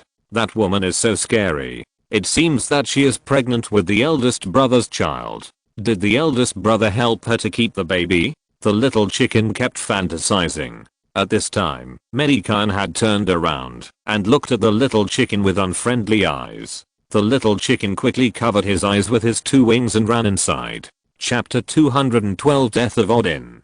Afternoon. Neighborhood. Mei Gan had just walked out of the flower shop when he saw a colorful light falling from the sky and landing next to the turret. The colorful light disappeared, revealing the figures of Thor and Loki, and a mysterious symbol appeared on the ground next to the turret, with a hint of black and a wisp of white eyes floating. Thor. Mei Gan saw the damaged ground and immediately shouted to Thor angrily. This street is where little Sissy and other little ones play, and it was destroyed by you two guys. Mei Gan was so angry. What if little Sissy accidentally tripped and fell? Although she won't get hurt, it hurts. Can you afford to pay for her tears? Mei, you are here. Thor touched his head and replied in a silly way. However, Loki beside him noticed Mei Gan's eyes looking at the ground and quickly stepped back half a step, hiding behind Thor, leaving all the firepower to his big brother. The scene from last time still appeared in Loki's mind from time to time. How dare he face Mei Gan's anger? He ran away too late. If you don't restore the ground to its original state, I will beat you up, Mei Gan said coldly. Although he was angry, Mei Gan couldn't kill Thor and the others. He had promised Odin and made a deal with Odin. Mei Gan still had a sense of contract. Thor looked at the ground under him in a daze, and then immediately looked at Mei Gan with a bitter face and said, Mei, I didn't mean it. You see, I have something urgent to do this time. Can I restore it after I finish my business? Suddenly, he forgot that Mei hated people destroying things the most. Hearing from Tony and the others, Mei would be furious every time someone destroyed his house. I'm so unlucky that Mei just happened to catch me. Thor smiled at Mei Gan and thought. Even the heir of Asgard, Thor, has learned to smile and tolerate, which made Loki behind him stunned. This is still his straightforward and stupid elder brother. Remember your words. If you run away after finishing your work, I will go to Asgard and drag you down and peel off your skin to repair the ground. Mei Gan glared at Thor fiercely and said in a cold voice, remember, I will definitely remember. Thor nodded hurriedly after hearing this, and Loki behind him also nodded quickly, fearing that Mei Gan would be unhappy and the lightning would split him into ashes.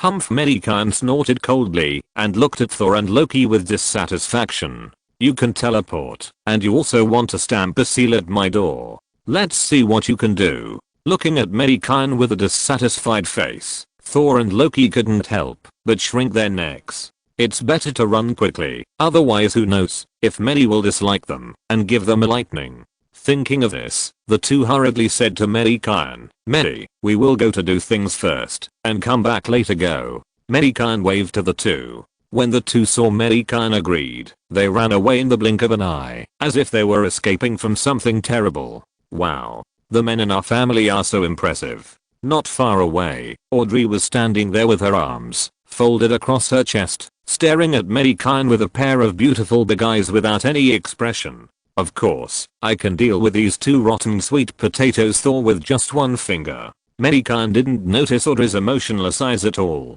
He was flattered by his woman's praise. Really? If you hook your finger, Natasha will fall on you? Audrey was so angry at this guy. Didn't he see that she was angry? So blind. He took a casual compliment seriously and was still there proud like a peacock. I'm not angry. I chose it myself, and I even had to remind her. Audrey suppressed her anger and took a deep breath. Why should I hook my finger with Natasha and tell her what to do? Mei Gan blinked in confusion and said. Then he suddenly thought of what happened in the morning. Suddenly, beads of sweat appeared on his forehead. Could it be that the little chicken guy said something too much? Mei Gan thought viciously how to cook phoenix to make it delicious. Can it be roasted, or can it be made into ganbao phoenix, white curd phoenix, soy sauce phoenix, 3 cups phoenix, beer phoenix, beggar phoenix? Well, all chicken methods. Is Natasha's mouth sweet? Audrey walked to Mei Gan's side and whispered in his ear.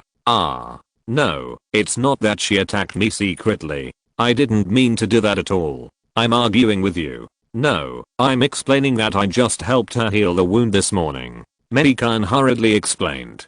If Natasha hadn't told me, would you have kept it from me? Audrey's face had eased. How is it possible? I was going to tell you tonight. After all, this is about Natasha's innocence, and you can't just say it casually. Mei Gan heard the words and hurriedly hit the snake with a stick. Mei, have you forgotten that this is the land of beauty, and a kiss doesn't count as innocence? Audrey said after glancing at Mei Gan.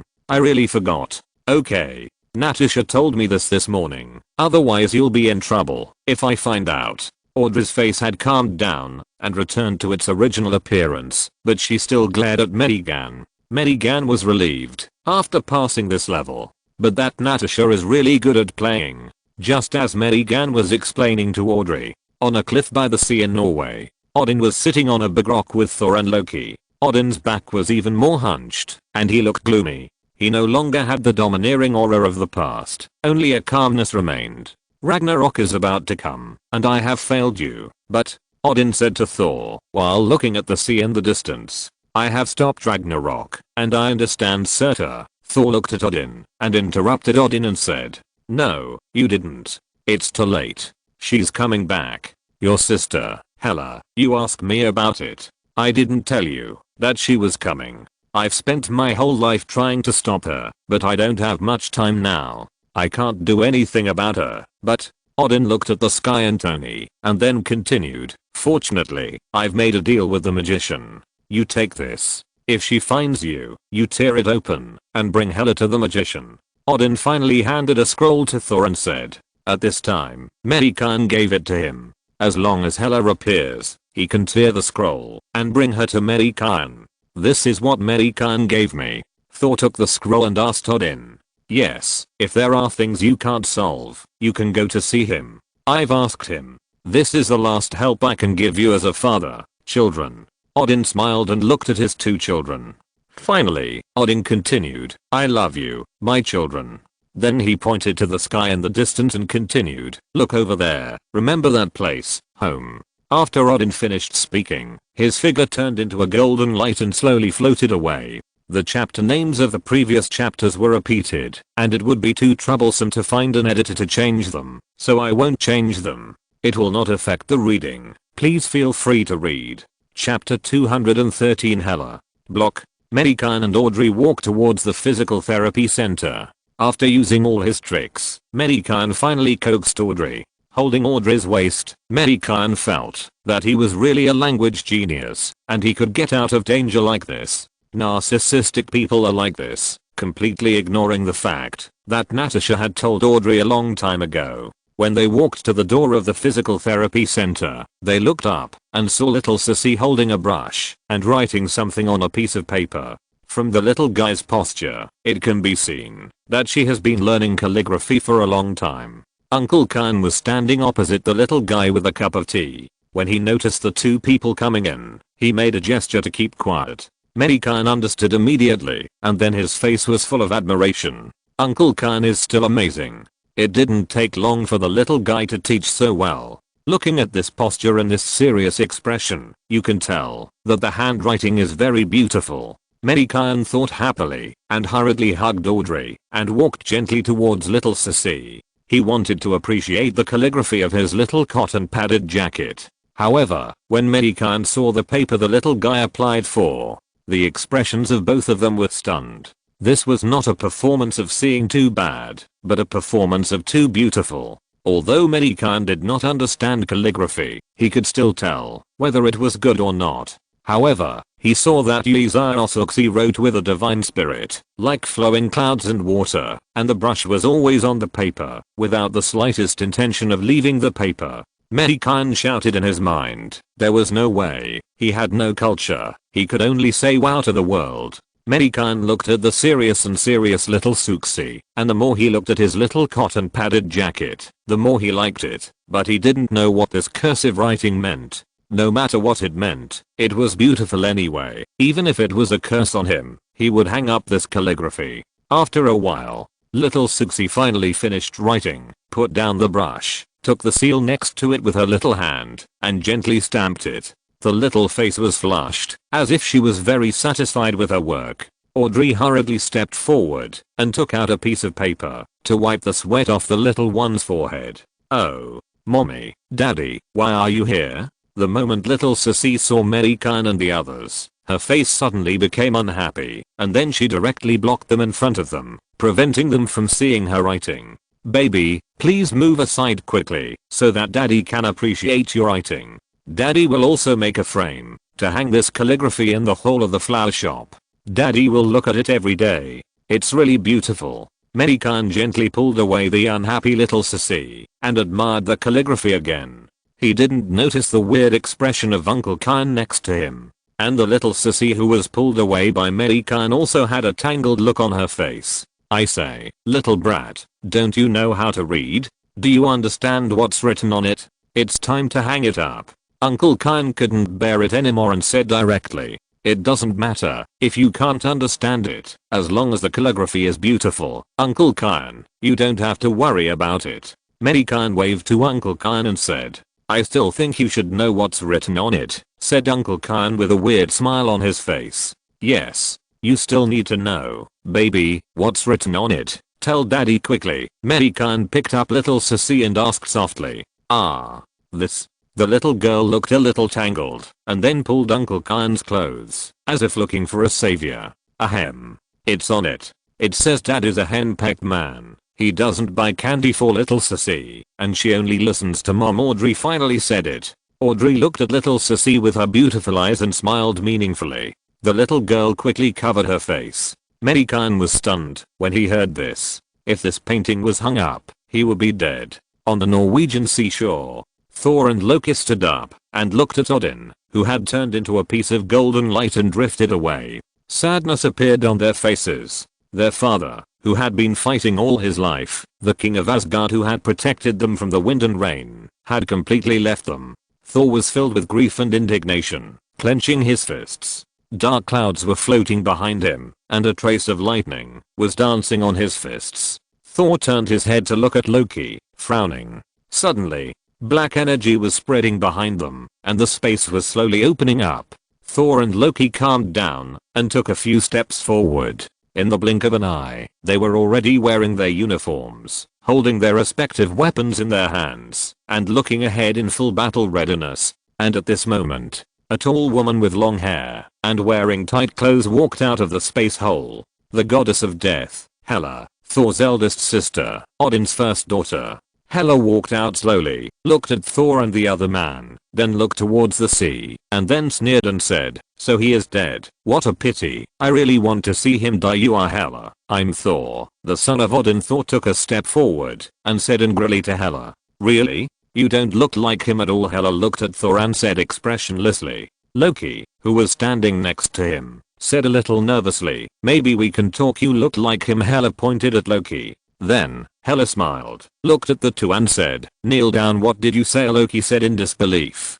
Hela flipped her left hand, and a strange looking long sword appeared in her hand, and then said in a low voice, kneel down, in front of your queen. I don't think so. Thor slowly moved forward, clenched the short-handled hammer in his hand, and then smashed the hammer in his right hand towards Hela. Bang! Hela suddenly stretched out her right hand, and grabbed the hammer that was hitting her. The warhammer was trembling slightly, but it could not get rid of Hela's control. This is impossible. Thor showed disbelief, and stared at Hela closely. Little cutie, you don't know what is possible at all.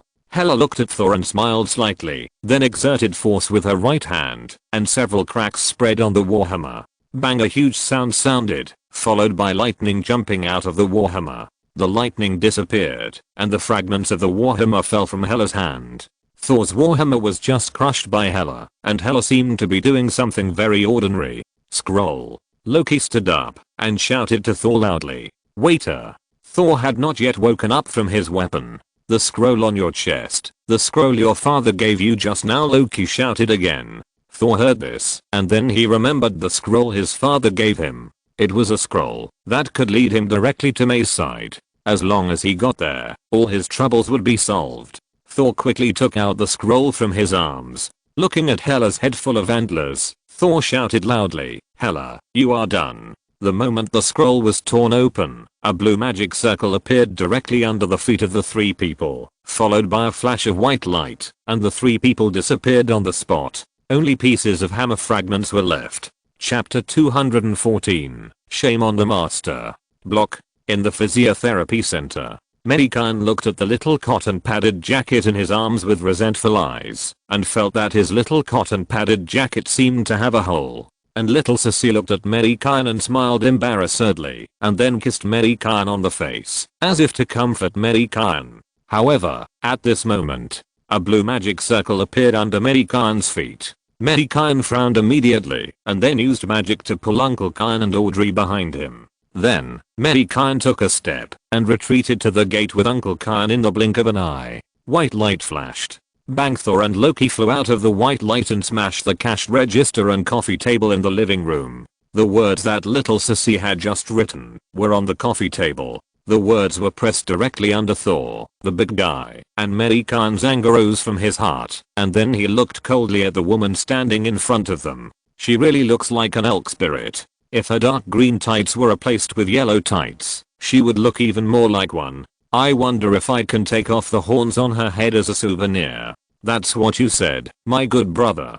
Hela completely ignored Mei Gan and the others at the door, and just looked at Thor and Loki, who had already stood up, and said, don't be arrogant, someone will take care of you. Loki supported Thor, and came to Mei Gan's side and said, as the noise came out here, Steven and others on the block heard the news and rushed over. Soon they gathered behind Mei Gan. Hela, Odin's daughter, if I hadn't promised your father, you would have been killed by me now, Mei Gan said coldly. Hela, who was originally paying attention to Thor and Loki, looked at Mei Gan. Who are you, a Midgardian? You actually know Odin, and Odin actually told you about me. Hela held her strange looking long sword in her hand, and looked at Mei Gan with a slight frown. I don't just know Odin, Hela, you destroyed my furniture, and the words my precious daughter just wrote. I promised Odin not to hurt your life, but you have to suffer a little bit. Mei Gan looked at the coffee table that was crushed by Thor with some heartache. Although the meaning of the little guy's words was not very good, it was written by his own daughter after all, so he still had to hang it up. Just hang it on the head of the bed, and you can just look at it yourself. But now it has been destroyed by this woman Hela. What a sin. Mei Gan thought of this, handed the little guy in his arms to Audrey, and then stretched out his right hand, and a short-handled hammer flashing with lightning appeared in Mei Gan's hand. Mei Gan directly handed the hammer to Thor's hand. Mei, what are you doing? Thor looked at the short-handled hammer in his hand with some doubts. I'm giving it to you, but you have to return it. I know that your little hammer was destroyed by your sister, and I'll give you a chance to vent later, Mei Gan said without turning his head. Then Mei Gan's left hand flashed with blue light, and the staff appeared in his palm. Mei Gan held the staff with blue light in his left hand tightly, and thrust it into the ground. Bang, a magic shockwave spread around Mei Gan, raising a cloud of dust. Focus aura, Mei Gan said. Sure, a blow aura appeared under Mei Gan's feet and then spread to the surroundings, directly covering Hela, and the mysterious runes in the aura were flashing. A layer of invisible armor has wrapped everyone's body, especially Thor and Loki, whose armor is almost visible to the naked eye. Then, the red light of Mei Gan's staff became stronger. Durability aura, the red light flashed, and at Mei Gan's feet, a red aura spread to the surroundings. Everyone's body was slightly glowing red, especially on Thor and Loki's wrists. Aura of thorns, the light of the staff in Mei Gan's hand has been flickering, and it has never dimmed, but the color has changed. As Mei Gan's voice fell, the red light turned green. A halo appeared, and then there were illusory vines entwined around everyone, protecting them tightly. A cross. Hela looked at the halo at her feet with doubt, and then looked at Mei Gan. Her face became solemn. She was only sealed by Odin for less than 2000 years. Why did such a powerful magician appear in Midgard? When she came here, this magician did not exist. Or, he came from the universe. Hela didn't know, but she knew that she was probably going to suffer today. She had to take action first. After thinking about it, Hela suddenly threw the long sword in her right hand towards Mei Gan, with a sharp edge, and the long sword came to Mei Gan in the blink of an eye. Mei Gan pointed the index finger of his right hand forward and directly blocked the sharp long sword in front of him. Then Mei Gan flicked his finger lightly. Bang, the long sword broke into pieces, like thin pieces of glass, falling to the ground. It's impossible. Hela looked at Mei Gan's action in disbelief, and the corners of her mouth twitched slightly. Hela, you don't know what possibility is, Mei Gan said calmly. Thor and Loki beside him felt that this conversation seemed so familiar. Wasn't this the conversation between Thor and Hela just now? Now Mei Gan directly returned it to her. Mei Gan's action was stopped. The light on the staff continued. Evil halo, the golden light appeared at the soles of everyone's feet, and several runes were rotating around. As for why the evil halo of the filial son of the undead was golden, black, and purple, we have to ask the game designer. However, the energy of this halo did not bring any assistance to everyone. Only Thor and Loki appeared golden light, and the pupils of the two flashed with golden light. The two felt that a strong force suddenly surged into their bodies. This force was too huge, and they just wanted to vent it fiercely. Bloodthirst. Bang, Mei Gan swung the staff in his hand directly at Thor and the other two. The red energy directly penetrated into their bodies. Go and vent your anger, and take revenge on what Hela just gave you. Mei Gan's voice rang in the ears of Thor and Loki. Thor roared, and then rushed to Hela in front of him at a very fast speed. Mei Gan raised the warhammer he lent him, and smashed it down hard at Hela, accompanied by lightning as thick as a baby's arm. Next to him, Loki flipped his hands, and two broken blades appeared in his hands. Loki approached Hela at the speed of lightning.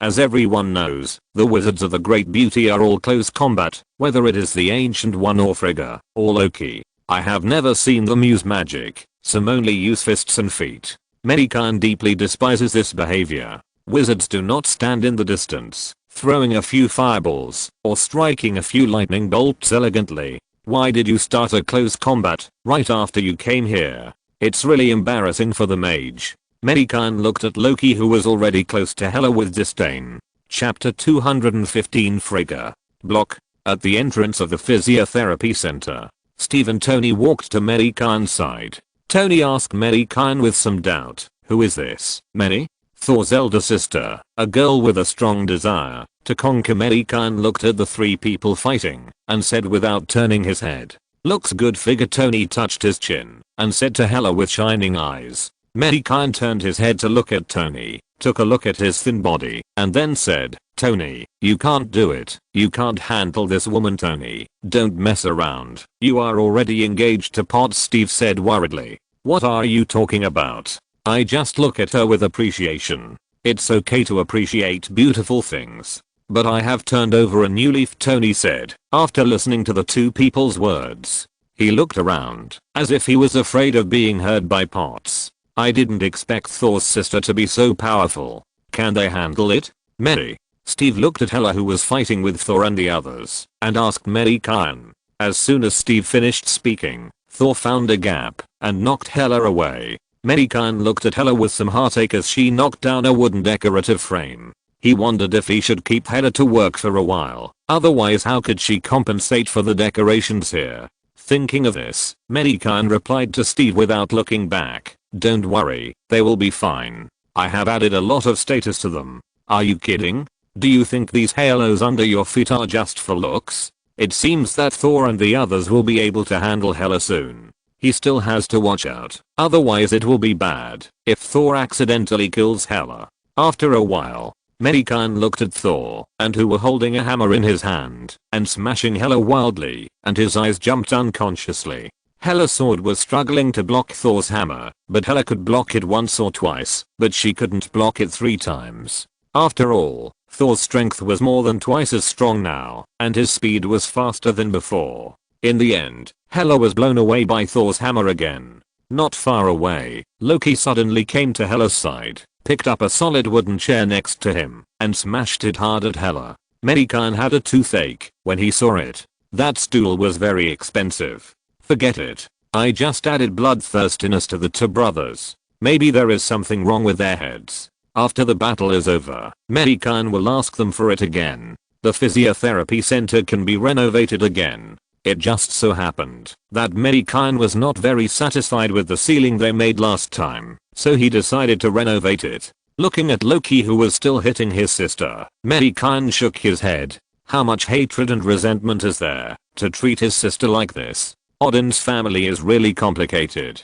Fortunately, little Sissy was taught by Uncle Kyan, so Uncle Kyan Mei Gan was still relieved. Bang sound came, and Loki, who was just hitting Hela with a solid wooden stool, was suddenly kicked in the stomach by Hela, and his figure fell directly in front of Mei Gan like a cannonball. Not far away, Hela stood up from a distance. Her face was covered with blood, and the deer antlers on her head had long disappeared, leaving only a head of scattered hair. She looked very embarrassed. Thor walked to Loki's side, helped Loki up, and asked, "How is it?" "It's okay. She is much worse than me." Loki touched the blood on the corner of his mouth and said fiercely, "Then come again. I was very happy to hit her just now." Thor's eyes were shining with red light, and he tossed the warhammer in his hand, looking at Hela in a good mood and said, "Aren't you guys venting yet? Don't beat your sister to death, but I promised your father that I would spare her life," Mei Gan said when the 2 of them were about to rush forward. "In fact, I have almost vented my anger." Before he finished speaking, a colorful light fell from the sky. It landed not far away, leaving a pattern on the street again. As the light faded, a graceful woman appeared. She was the mother of Thor and his 3 siblings, Odin's wife Frigga. Frigga's eyes were red, and her face was filled with sadness. She slowly walked towards Hela, past Thor and Loki, and came directly to Hela. "Mother," Thor called out. However, Frigga did not pay attention to Thor's call, but just reached out to Hela. A trace of discomfort appeared in Hela's eyes. She turned her head away and didn't look directly into her eyes. "Child, you have suffered.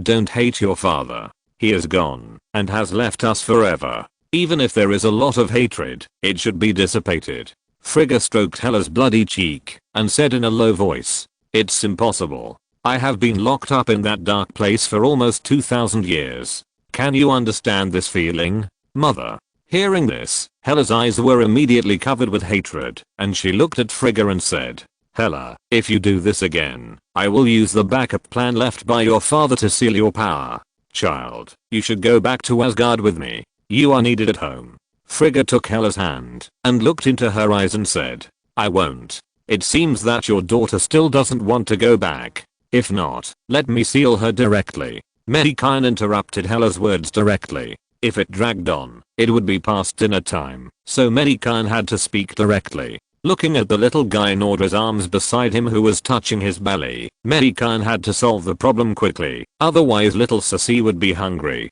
As a daughter slave, it would be very wrong if his own child was hungry. "Why?" Hela shouted unwillingly. "Because your father made a deal with me, and because I'm stronger than you," Mei Gan said, and stretched out his right hand. Several magic runes shining with golden light appeared in his palm. Then, Mei Gan gently pushed out his right hand. Runes Mei Gan just pushed out his right hand, and the runes attacked Hela like lightning. Before she could react, The runes had already rushed into her body. The golden light appeared on her body and then slowly retracted into her body. Suddenly, Hella felt that the power in her body had disappeared completely and she could no longer feel it. No. You can't do this to me. Give me my power back. Give it back to me. Hella stretched out her hands and looked at it, then directly pushed Frigga in front of her and begged Mei Gan. Madam, you can take your daughter back. Just keep her by your side, and I have completed Odin's instructions. Mei Gan didn't intend to pay any attention to Hella at all and said directly to Frigga, "Thank you very much, Mr. Magician. This is good. At least I don't have to see them fighting each other." Frigga walked in front of Mei Gan and bowed slightly. "You're welcome," Mei Gan responded politely. Chapter 216 Monster. In the dim death realm. Death once again opened a space crack, and the dark pupils once again looked at the earth. On the other side of the crack, Coulson appeared there again. That's right, Death chose Coulson, the unlucky guy again this time. In Death's view, the first time is unfamiliar, and Coulson is already familiar with the roads of the Death realm. If Coulson knew what Death was thinking, he would probably curse Death with his gentle personality. On the earth, Coulson was on a mission. This time, Death didn't know how to take Coulson away. Block. In front of the physiotherapy center. Frigga took Hella's hand and walked forward. Hella looked a little depressed and was very reluctant to be pulled by Frigga. She kept trying to shake off Frigga's hand, but now Frigga had no strength. How could she still shake it off? "Then we will go back first, Mr. Magician. Thank you again." Frigga turned to Mei Gan and said again, "You're welcome." "Then, we'll go back first, Thor. Loki. Asgard needs you too now. Come back as soon as you're done." Finally, Frigga said to Thor and the others, "Okay, mother." X2 Thor and the others nodded quickly. Then, a colorful light descended from the sky and directly brought Frigga and the others back to Asgard. Seeing that Frigga had left, Mei Gan turned around and looked at Thor and Loki next to him, with a dangerous light flashing in his eyes. "Mei, we will definitely restore everything that was damaged today." Thor and Loki spoke directly as soon as Mei Gan's eyes looked over. Mei Gan nodded in satisfaction. Fortunately, they were smart, otherwise they would probably be beaten up. It was a close call. Thor and the others patted their chests and suddenly felt like they had survived a disaster. After thinking about it, they hurriedly walked towards Tony, the richest man here, and prepared to sell some Asgard specialties to Tony so that they could get some money to repair things on the ground. My hammer. Mei Gan looked at Thor, who was walking towards Tony with an expressionless face. This guy was still pretending to be stupid. Thor shook the warhammer in his hand and gave it back to Mei Gan reluctantly. Then he smiled and said, "Mei, I just forgot. I thought it was my own hammer, but I really have to say that your hammer is really useful, of course. Do you think it's like yours? It breaks when you touch it." Mei Gan put the hammer back into the space directly, curled his lips and replied, That's right. What can Thor do? He can only smile in response, but he can't beat him. He is the heir to the throne of Asgard, but he has fallen to the point of smiling. What's wrong with this world? Has it changed too fast? When I came to Midgard before, it was so glorious. Don't mention the past. Life has been full of ups and downs. Let's go trade with Tony. If I don't repair the things that were damaged today, I guess I can't escape a beating. How embarrassing it would be. Thor thought so, and walked directly to Tony, and then the three of them were whispering to each other. Not to mention the Loki brothers, who were negotiating a deal with Tony. On this side, Mei Gan had already taken Audrey and the little guy to the flower shop. It was so late, the two had to go back to cook for the little guy. A few days later, a day off. In the sea outside Skull Island, Mei Gan and others were sitting on a yacht. On the deck, Steve and Mei Gan were wearing beach pants, shirtless, sitting on the railing, both holding a bottle of beer in their hands, and behind them, the little chicken and the fat dragon were glaring at each other. In the middle of them, there was a grilled fish weighing more than 10 pounds. Judging from the situation, the two beasts were fighting for food. The red dragon looked much thinner. Mei Gan would occasionally let it bleed during this period, so it had to lose weight. Mei Gan couldn't bring himself to do it anymore. He thought that he would have to find the chick to get blood next time, or find the pig and the bear. Adam and Eve were fine, but the two shadow wolves were guarding the gate diligently. How could Mei Gan bring himself to do it? The pig and the bear were different. They had been free on Skull Island and really acted like the king of the mountain. Not far away, Tony and Norman were discussing something. They arrived at Skull Island last night. It was Mei Gan who suggested going out this time. They finally had 2 days off, so Mei Gan would definitely take Audrey and the little guy out to relax. In addition, Audrey was going to teach at school again. Thinking of teaching, Audrey's teacher's uniform in the villa on Skull Island last night was really great. Mei Gan was still thinking about it. At this moment, Audrey and Linda were each carrying a plate with some cakes and fruits on it. Linda finally had a break these 2 days. Since she, Kato and Evely opened a coffee shop, she has not had a day off. Steve dragged her here. Linda was still thinking about opening a shop. She said she wanted to earn some money for milk powder. It seems that she and Steve are about to have a good time. What are you two talking about? Audrey put the fruit plate on the table on the deck and asked the two. No, I'm just chatting with Steve. Mei Gan took a piece of watermelon from the fruit plate and replied with a smile. Why don't you go swimming in the sea with Johnny and the others? Look how happy they are swimming. Linda pointed at Banner and Johnny in the sea and said. Mei Gan and the others turned their heads while eating, but they found something wrong. The expressions of the two were a little weird, and they were still swimming towards this side desperately. Banner's face turned green from time to time, and it looked like the Hulk was about to come out. It seemed that he saw something bad. And Johnny's eyes were also full of flames. Because Linda was an ordinary person, she thought the two were swimming in a competition when she saw them from a distance, but she didn't know that they were running away. Mei Gan quickly sent her mental power to the water below the two people. As soon as her mental power reached the bottom of the water, Mei Gan saw a huge tentacle chasing after the two people like a python. Although Hulk would not be drowned, he had never tried fighting in the water, so it was better to return to the yacht, but Johnny had no choice. The monster in the water was too big, and he couldn't handle it in the water. If it was on land, it might be okay, but it was a bit risky in the water. The two swam very fast and soon swam to the yacht. Then they quickly climbed onto the yacht, patted their chests, and calmed down their breathing. Bruce, what did you two see? Steve asked puzzledly, looking at the two people who had just climbed onto the yacht. Monster, a huge monster, Johnny said, after taking a breath.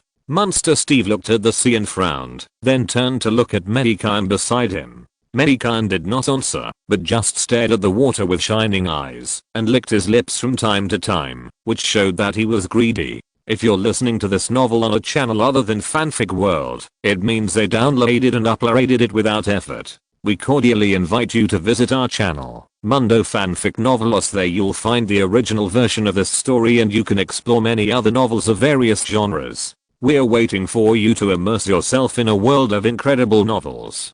Chapter 217. Carlson was killed again. In the sea, Mei Gan stood on the edge of the yacht deck, drooling. Grilled squid. I haven't eaten it for a long time. I put some cumin and chili powder. I drool just thinking about it. King Kong had ruined a big squid on Skull Island, so Mei Gan didn't get to taste it. This time, he insisted on catching it to try. It's so big, so it should be good for a long time. Mei, what's wrong with you? Steve asked Mei Gan with some confusion. There's a large squid down there. We'll catch it and taste it later, but Mei Gan looked at the small yacht and then said again, but this yacht shouldn't be able to fit it. Squid? Steve's face was full of question marks. You'll know when I get it up. Tony, call the chef over quickly. I want to eat grilled squid later. Mei Gan shouted to Tony not far away. Tony was slightly stunned when he heard it. Although he was a little confused, he still did it. Then he walked into the yacht, ready to call out the chef who was working. Mei Gan stared at the sea, his hand flashed, and the swordsman's long sword appeared in his hand. At this moment, the sea water in front surged, and suddenly, a tentacle shot out from the sea like lightning, heading towards the yacht. Mei Gan looked at the tentacle that sprang out from the sea, his face full of excitement. Dinner was settled. Mei Gan thought, and his hands moved quickly. The long sword cut across the sea surface. Mei Gan did not dare to use too much strength, only a little strength. A blade light fell towards the sea surface, directly breaking through the space. cutting off the tentacle, and then the blade light did not stop, directly breaking through the sea surface, cutting off the sea surface, and cutting towards the huge squid. Swish, the blade light cut into the seabed and disappeared in front of everyone. After a moment, the sea surface cut by the blade light slowly closed, and then the sea surface rolled, and a large mass of black liquid surged from the bottom of the sea to the surface. Mei Gan waved his hand, and the tentacle he cut off floated out from the sea and floated towards the yacht. Mei Gan swung the long knife in his hand again and cut the tentacle that was bigger than a calf into hundreds of thin slices. He dragged the tentacle slices to the deck. Tony just walked out with two chefs, and the three of them were stunned when they saw the tentacles on the deck. I walked in a few minutes ago. Did something happen here? Tony asked Mei Gan in surprise. If you want to know, ask others. Come on, process these ingredients. Remember to give me some grilled squid. Mei Gan pushed Tony away and pulled the two chefs over. The two chefs nodded quickly. Then they took all the ingredients together to process. Mei, there seems to be a lot of it down there. Do you want to fish some up? Banner pushed the eyes that had just been brought to his nose and asked Mei Gan. He and Johnny were very dissatisfied with this squid. After all, they were chased by this guy for a long time and were in a very embarrassing situation. They would probably be laughed at by everyone later. Mei Gan nodded. Without Banner's words, he would pick up a few more tentacles and put them in the space. He could cut a little bit when he wanted to eat it. The long sword in his right hand slid towards the sea again, cutting the sea surface. Mei Gan waved his left hand lightly, and several huge tentacles emerged from the seabed and floated towards Mei Gan. Then they disappeared in front of everyone. They had been collected by Mei Gan in the space. In the evening, Mei Gan and everyone sat on the long table on the deck. He picked up a piece of iron squid with chopsticks and stuffed it into his mouth, and then Mei Gan leaned back on the chair with great enjoyment. It can grow so big. The taste of this squid is really delicious, especially after drinking a sip of wine. Look, everyone was captivated by the delicious tentacles. Little Sissy and Nora ate until their mouths were full of oil. Banner and Johnny ate the most happily, as if they wanted to eat back the anger they had been chased in the afternoon. They were really stingy. Looking at Banner and the others with contempt, Mei Gan picked up another piece of squid. If he didn't rush to eat it, it would be snatched away by these animals. Then Mei Gan joined the fight. After dinner, Mei Gan was lying on the deck chair with Steve and others, enjoying the sea breeze. Ding-ling-ling, the phone on the table next to Mei Gan suddenly rang. He picked up the phone from the table with some doubts. Mei Gan was still wondering who was calling him at this time. He took the phone in front of him and saw that it was indeed the bald guy Ludan. Mei Gan didn't want to answer it at first, but after thinking about it, if he didn't answer it, Ludan would call Steve and Tony again, so he thought he should answer it. Maybe it's business. Thinking of this, Mei Gan answered the phone directly. Mei, you're not in Kalimda. As soon as the call was connected, the voice of Ludan came from the other side. Kalimda is the name of the block, which was changed some time ago. What's the matter? Mei Gan said listlessly. Carlson was martyred again. I think you have to go back and revive him again. Nick came from the other side. Why did he die again? How did he die? Mei Gan stood up at once after hearing this and then asked with a suppressed smile. Look, business is coming again. I have to say that Carlson is really unlucky, always having accidents. Is it really the old woman Death who did it? Who cares? Anyway, Nick has to give me a sum of money every time Carlson dies. Isn't money sweet? It's a good deal, no matter how you think about it. To be honest, Mei Gan now has the urge to cooperate with Death. She messes with people, Mei Gan saves people, and the money comes, right? It's because he is strong enough that he didn't think about it carefully, and everyone thinks that this matter must have been done by Death. Accidental death. Mei, do you really have nothing to do with that death? Why do Carlson always have such accidents recently? Nick doubted that what Tony said at the beginning was true. Death had taken a fancy to Mei Gan, so he attacked Carlson one after another, just to see Mei Gan. Don't talk nonsense, Nick, this is a very serious matter. Mei Gan felt the somewhat resentful eyes of Audrey, who was holding the little guy beside him, and hurriedly shouted to Nick opposite. Because it was on hands-free, Audrey also heard it. You'd better go back quickly. Carlson has already arrived in Kalimdo, Nick said, a little tired. There is no way not to be tired. Every once in a while, you have to give Mei Gan a sum of money, as if he was greedy and the funds he applied for were applied for Mei Gan.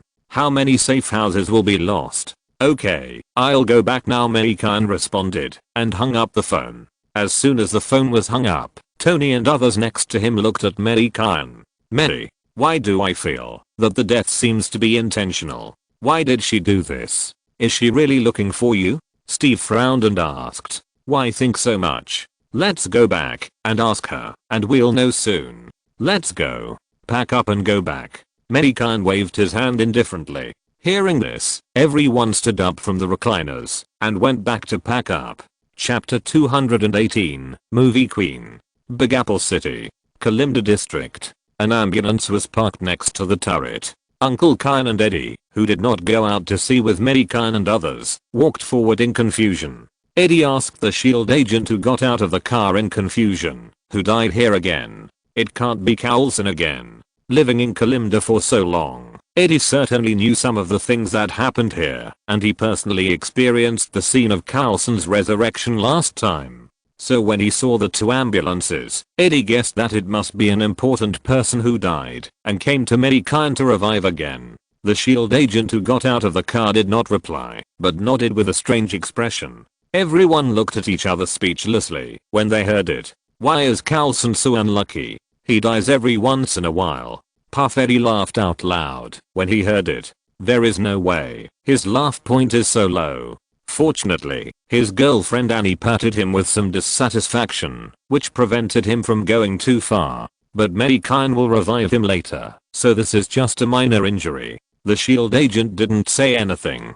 As Carlson's subordinate, when he learned that his boss was caught by a man with a body mutation, he was strangely killed by a flower pot. They all wanted to laugh, not to mention Eddie. After all, they had never seen such an unlucky boss. And when investigating, no one was at home at that time, so how did the flower pot fall? The wind blew. But there was no wind at that time. Opening the carriage, Eddie automatically stepped forward and pushed Carlson down from the carriage. Looking at the pool of blood on Carlson's head, his hair, which was not much to begin with, was already wet.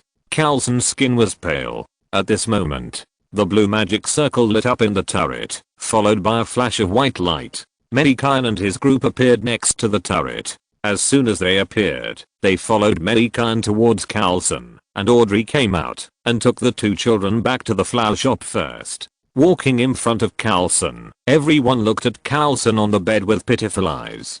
Don't look, make way, this is Carlson's third time, there's nothing to see. Mei Gan just walked in front of Carlson and said directly to everyone. The first time is new, the second time is familiar, this is the third time Carlson has been resurrected. Anyway, the process is the same every time, just the way of death is different. Everyone stepped back several steps after hearing this. A golden light flashed, and a long-handled warhammer appeared in Mei Gan's hand.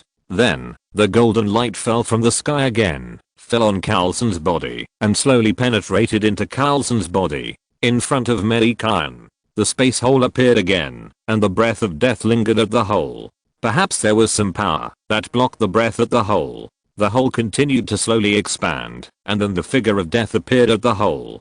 Death was wearing a white casual suit and a pair of jeans on his lower body. There was no makeup on his face, his fair skin was exposed, and his long black hair was draped over his shoulders. The black rune on the forehead looks even more exotic, but the black pupils look a bit creepy. Hi, buddy, see you again. Death waved to Mei Gan and said hello. Death, can I ask you if you arranged this guy's accident? Mei Gan pointed at Carlson, who was lying on the hospital bed wrapped in golden light. That person just wanted to make friends with you, so he pulled his soul to the kingdom of death. Look, he was living well in the kingdom of death just now. Death said, and then directly opened the space beside him, only to see that it was a dark space, in which there were many female souls floating there. In the center, there was a long table with many illusory foods on it. There was a stool next to the table, but now there was no soul on the stool. Okay, I'll make you my friend. If you want to come over to play next time, you can come directly. I think you can do it. You don't have to drag anyone's soul over. Mei Gan looked at Coulson lying on the bed with a little jealousy, and now Coulson's face has turned ruddy. Behind Mei Gan, everyone looked at him with a strange look. Now let's see if he dares to say that he is innocent. Now it can be confirmed that Coulson's death is because of him. Fortunately, Audrey has returned to the flower shop, otherwise Mei Gan would have to waste a lot of words tonight. Although Audrey went back, Natasha was still there. Listening to the conversation between Death and Mei Gan, Natasha smiled, looking at Mei Gan's back, and smiled brightly. In the kingdom of Death. Listening to Mei Gan's words, the corners of Death's mouth unconsciously curled up. Although she was already very excited, she still suppressed it. She has searched for many treasure books on the internet during this period of time, and also asked many masters on the internet. Death can now directly say that he is a master of love. Then you can't ignore me next time I come over. Death put his hands behind his back, bent down slightly, and looked at Mei Gan, smiling. Listening to Death's words, and looking at Death opposite him, Mei Gan always felt something was wrong. This was Death, one of the 5 creators of the Marvel Universe. This is probably not a movie queen. Last time it was clearly Death who spoke in northeastern dialect. This time it was indeed a young and invincible beautiful girl. You are filming a TV series. Mei Gan complained in his heart, but he didn't show it on his face. He smiled and said to Death, "Okay, next time you can just come over. As long as I'm free, I will chat with you. The key is to be free. It's not easy to pretend that you are not free. Just bring the little guy with you." This is a good excuse. He didn't dare to pay attention to Death. Not to mention Audrey was there. Even in the comics, this woman played Thanos, and after Thanos died, she targeted Thanos' son. This innocent boy can't play with her. However, he forgot that this is not a comic world, and Death is not that Death. Then it's settled. After saying that, Death stretched out his hand, and wiped it across the space hole, and the space hole slowly closed. But the figure of Death also disappeared in front of everyone as the space hole closed. At this moment, Coulson on the bed sat up directly, and then touched his head in a daze. When he saw everyone, he subconsciously said, "I'm dead again." Everyone nodded when they heard it. "I always thought I was dreaming," Coulson said after turning over and getting out of bed. "Did you dream that you were in a space with many beautiful women accompanying you and many delicious foods for you to enjoy?" Agent Coulson Tony walked to Coulson's side, patted him on the shoulder and asked, "How did you know?" Coulson was stunned and then asked directly. The only response to him was a burst of laughter. Chapter 219. 2 years later. In the Kingdom of Death. After all the holes in the space were closed. Yeah. Death showed an excited smile on his face, and then jumped up and shouted, "I've finally gotten closer. It seems that those so-called experts are still good. I'll go to them to learn from them next time," Death said to himself. After that, Death jumped towards his throne. On the block, next to the turret, Coulson learned what happened from Tony, and immediately looked at Mei Gan with resentful eyes. Tony was right last time. I'm a cow, lying on Death to see Mei. I have no problem being a cow. Who in this world is not a cow? But lying on Death once means death. Who wants to experience this? I'm not crazy. Eddie said that he wanted to feel it. He just saw a few souls who were very beautiful, so he wanted to try it. He was always jealous of Coulson just now. Mei Gan was a little embarrassed by Coulson's eyes, but he couldn't blame him. It's all Death. Coulson, this is really not my fault. You have to find Death. Death did everything. Mei Gan said to Coulson. If he continued to be looked at by this guy with such eyes, others would probably think that he had done something to him. Wouldn't this ruin his reputation? He was a celebrity after all. Okay, Mei, you have to make it clear to her. Don't look for me next time. I don't want to go to the land of death again. Coulson looked at Mei Gan and said, it's okay. I definitely won't do that. I just told her. Mei Gan waved his hand and said, that's fine. I'll go first. The mission still needs me. Coulson was relieved when he heard this. It's okay to make an agreement. Don't let a plate or something from nowhere hit your head next time you go on a mission.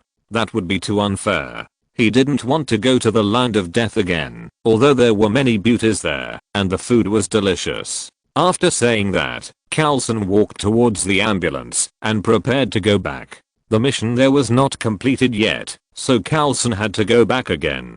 After watching Carlson leave, everyone began to disperse. 2 years later, in the afternoon, at night, 3 figures flew out of the window of the block turret. One figure was wearing a red striped tights, one figure was wearing green armor and stepped on a pedal, and the last one was a petite figure wearing pink and gold armor. The 3 were Peter, Harry, and little Sissy. Ever since the little girl ran away secretly 2 years ago. In the past 2 years, she has joined Spider-Man's team and named the team Justice League. After hearing about it, Mei Gan didn't know what the guys next door in DC thought. In the past year, he has been going out more frequently. Now everyone in the Big Apple calls the little guy Little Iron Man, which makes Mei Gan very angry. When did his daughter, the Ash Wizard, call herself Little Iron Man? Isn't this a slap in his face? After Mei Gan knew about it, he didn't give Tony a face for several weeks. He didn't use the equipment given by his father, but insisted on using the iron suit given by Tony. Mei Gan was so angry that she wanted to beat Tony up. If it wasn't for the fact that Potts had just had a child, Mei Gan would definitely beat him up. That's right, Tony had a child, a daughter, just like the movie, and her name was Morgan Stark. Mei Gan was the happiest to see Morgan's birth, thinking that no one would compete with him for his daughter. Who knew that he was too happy too early? The little girl didn't run to Tony's house before, but since Morgan was born, the little girl would go there twice a day, as soon as she got out of school, saying that she was accompanying her sister. Mei Gan was so angry that she dragged O'Ailey to make a baby on the spot. She vowed to make another child, preferably a daughter, just as a change of number, but a son would be fine too, and she would give the baby to little Sissy to play with, to see if she could change her mind. Who knew that after a year of hard work, there was no response at all? Mei Gan even wondered if he had some disease. In the end, he had to let it go.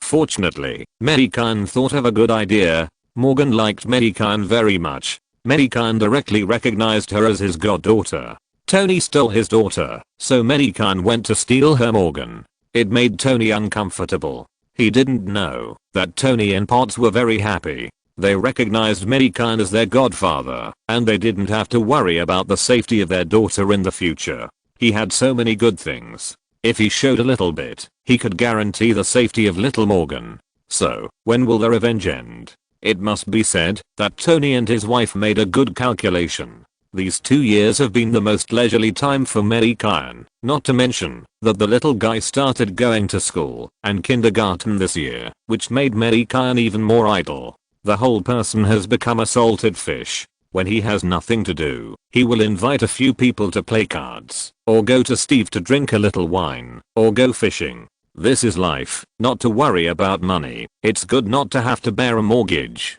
Although it's leisurely, there are also times of trouble. Since he promised that death could come to find him, death has come to find Mei Gan every 3 or 5 days. I thought that if I refused once or twice, death would not come so often. Who knew that this woman didn't know what modesty was? And this guy even bought a house on the block. I don't know where her money came from, and I don't know how she convinced Tony and the others to let her move in.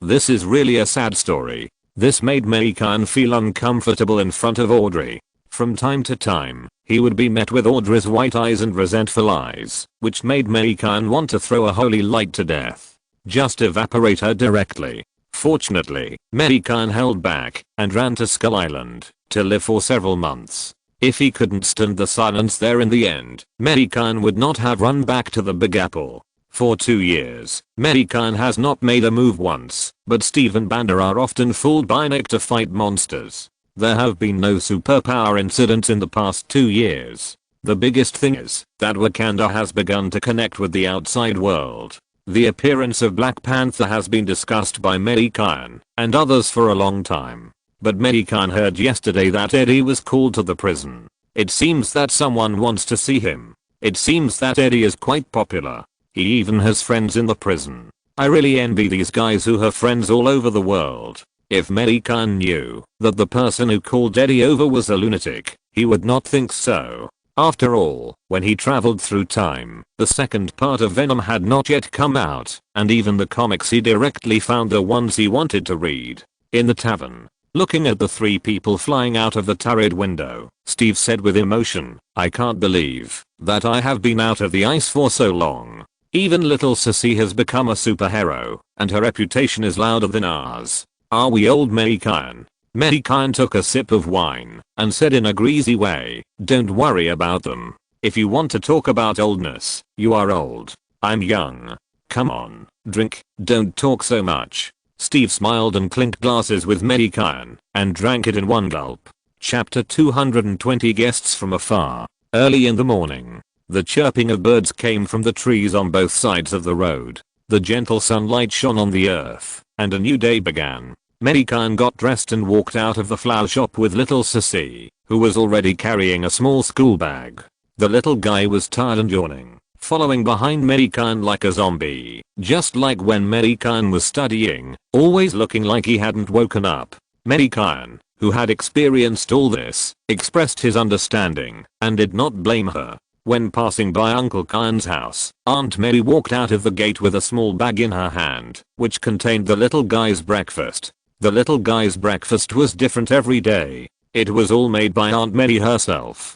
Originally, Mei Gan refused. He would make breakfast for the little guy himself, but Aunt Mary insisted on taking over this job, so Mei Gan had no choice but to let her do it. All this made Peter, who walked out from behind Aunt Mary, very envious. He had never been treated like this before. Speaking of Peter, in the past 2 years, he has rarely used his spider silk when he went out. Except for traveling, he used the kung fu taught by Uncle Khan for fighting. Now everyone doesn't call him Spider-Man anymore, but Fighting Spider. Mei Gan sent the little guy to school, and Audrey had already arrived at the school. Since she became a teacher, she liked this profession. She went out early and came back late every day. Even Mei Gan didn't have time to chat with her. After sending the little guy to school, Mei Gan walked towards his sov. He had to go out for a while, not for anything else, just to avoid death. Death is expected to come again today, so he has to be quick. Otherwise, if death sees him, he will stick to him directly. In recent days, perhaps there is something going on in the kingdom of death, and death has not lived in the neighborhood. The Marvel movie world has changed a lot because of Mei Gan's existence. At least the document that caused the Avengers Civil War did not appear. Because of the scroll provided by Mei Gan, they completed all the tasks very smoothly. And the Black Hand that caused the Avengers Civil War in the dark did not appear either. Maybe he died, or maybe his family was fine and safe. Mei Gan turned off his cell phone, blocked out the surrounding space, and watched the car drive to the suburbs. Death is too clingy. Even if the cell phone is turned off, she can still search for Mei Gan's whereabouts on Earth. If he doesn't use some tricks, he will be found soon. On the outskirts of the Big Apple, on a road without any vehicles, Mei Gan was driving his off-road vehicle into the road. Mei Gan waved his right hand lightly, and a blue magic circle appeared under and on the roof of the off-road vehicle. In an instant, the off-road vehicle disappeared on the road, and Mei Gan had already appeared on Skull Island. Mei Gan had just parked the car in the parking lot outside the villa area, and a roar came from not far away. King Kong was looking at Mei Gan, who appeared there with excitement. Then he walked quickly towards Mei Gan. "Stop, big guy, don't trample our parking lot." Mei Gan stretched out a hand and said to King Kong. Upon hearing this, King Kong immediately stopped and showed a wronged look. "Okay, go get me a squid, I'm hungry," Mei Gan said to King Kong. "Wow," King Kong yelled, and then took a big step towards the sea. Block. Steve and Tony were carrying a table to the turret. "Tony, I told you a long time ago that you had to install a table here. It's very inconvenient to move it all the time," Banner said on the side. "I forgot. I've been a little nervous recently, and I finally understand how Mary felt when she was raising a child," Tony said, pressing his forehead. "So should I have a child later?" Banner looked at Tony and said hesitantly, "Will Betty let you do it later? You should listen to Betty." Johnny patted Banner on the shoulder and said. Banner shrugged speechlessly. Fortunately, I have Danny, and Nadia is not so anxious, Johnny said again with gloating. Provoked the contemptuous eyes of several people. At this time, the space hole opened, and Death walked out of the hole in a white casual suit. You guys are drinking again? Death asked as he saw the people drinking, after walking out of the space hole. Yes. Why are you back? When they heard Death's voice, their hands shook unconsciously. This is the god of death who will harvest souls at any time, and looking at Carlson's two deaths, you will know how cruel this young and beautiful girl is. I miss Mei. Why is she not with you? Death asked in confusion. Mei, it seems that he drove away early in the morning, and we don't know where he went. He is always like this, mysterious. Steve, who was still honest, answered Death's question. Okay. Then I'll come back tomorrow. There's something going on over there. Death heard the words, his body paused, and then turned back to the space hole that had not yet closed. Oh, it's a close call. Every time I see this woman, I tremble a little in my heart. Banner patted his chest and said. Several people nodded at the same time. Suddenly, not far from the entrance of the flower shop, a space crack appeared. Several people quickly closed their mouths, thinking that Death had returned. However, this time a man in a red tights appeared. The man fell from the hole and hit the glass of the physical therapy center directly. Crash! The bulletproof glass was shattered by him. Tony and others quickly stood up and hurriedly ran towards the physical therapy center. The space crack was closing quickly. How is it? Are you okay? Steve helped the man in the red tights up and asked him. Thank you. I'm fine. The man took a breath and answered. There was a wound on the man's waist, caused by some energy, and blood was constantly flowing, making the originally red uniform look more vivid. Tony and others looked at this strangely dressed man, and felt very familiar. They knew at a glance that he was a hero, but they didn't know which city he was a superhero. This matter needs to be asked Natasha. Thinking of Natasha, he saw Natasha walking out of the house next to the flower shop. He looked at the strangely dressed man with some doubts. Thank you, I'm fine. You don't have to support me. I have to go back. Bruce and the others are still fighting. I can't be a deserter. Oh. You don't know Bruce, but you must know Batman. I have to go to help. Goodbye buddy, Barry said, and was about to walk towards the crack, but saw that the space crack had closed. Only a tiny crack like a needle remained, and there were flashes of lightning from time to time. Shit, I'm going to run over again, Barry cursed inwardly, then turned to ask a few people. Guys, where are you? Can you tell me? You don't know us. Tony and the others looked at each other, and then he asked Barry in confusion. Are you famous? Man, I really have something to do now. If you want to chat, I will chat with you after I finish my work. Okay. Barry scratched his head and said. Chapter 221. You are so insidious. Block. Next to the turret. Tony and the others were even more confused. Could it be that this guy was not from Earth? Otherwise, he would not have not recognized them. Barry was a little confused. Why did these guys keep looking at him as if he were a country bumpkin? Are they all very famous? Who is Batman? Who are you? Where are you from? Steve asked Barry. Fuck, you don't even know Batman. You don't know Superman, Wonder Woman, and me, the Flash. Barry said a little madly. He already had a bad feeling in his heart. This place didn't look like a very closed place. You don't know him. Maybe you should know us. Tony Stark, the most talented scientist in the world, the richest superhero, Iron Man, the veteran next to me, Captain America, and these two. Forget it, you just need to know the two of us. Tony looked at Barry and said, that's right, you just need to know our playboy Iron Man, Captain America. Why do you have such a bad name? Not as good as Cyborg's name. Forget it. Here is there. Tell me, where is Central City? Barry scratched his head again and said. Cyborg, Central City. There is no such city, and I have never heard of those names you said. We are the Big Apple City here, so are you from another universe? This is incredible, Banner said with shining eyes looking at Barry. Barry felt a tingling sensation on his scalp when he heard it. Sure enough, his guess was right. He was no longer in his own world. This should be a parallel world. I can't go back. What should I do? If I run as hard as I can again, can I go home? Thinking of this, Barry immediately wanted to implement it. After all, there was still a battle over there. If he was not there, the mother box would merge directly, and then Steppenwolf would summon Darkmond, and then things would be serious. However, just as he was about to act, he was stopped by Steve. Barry looked at Steve with some doubt. Your wound is still bleeding. Doesn't it hurt? Steve pointed at the wound on his waist and said, I don't have time to care about this injury anymore. My comrades are still fighting hard. I have to go back to help. Barry said to him, after breaking free from Steve's hand. It won't be long. Steve looked at Barry, who was about to lift his legs and run, patted Tony's shoulder directly, and then looked at his pocket. Since Tony bought some scrolls from Mei Gan, he has been carrying a recovery scroll with him whenever he goes out.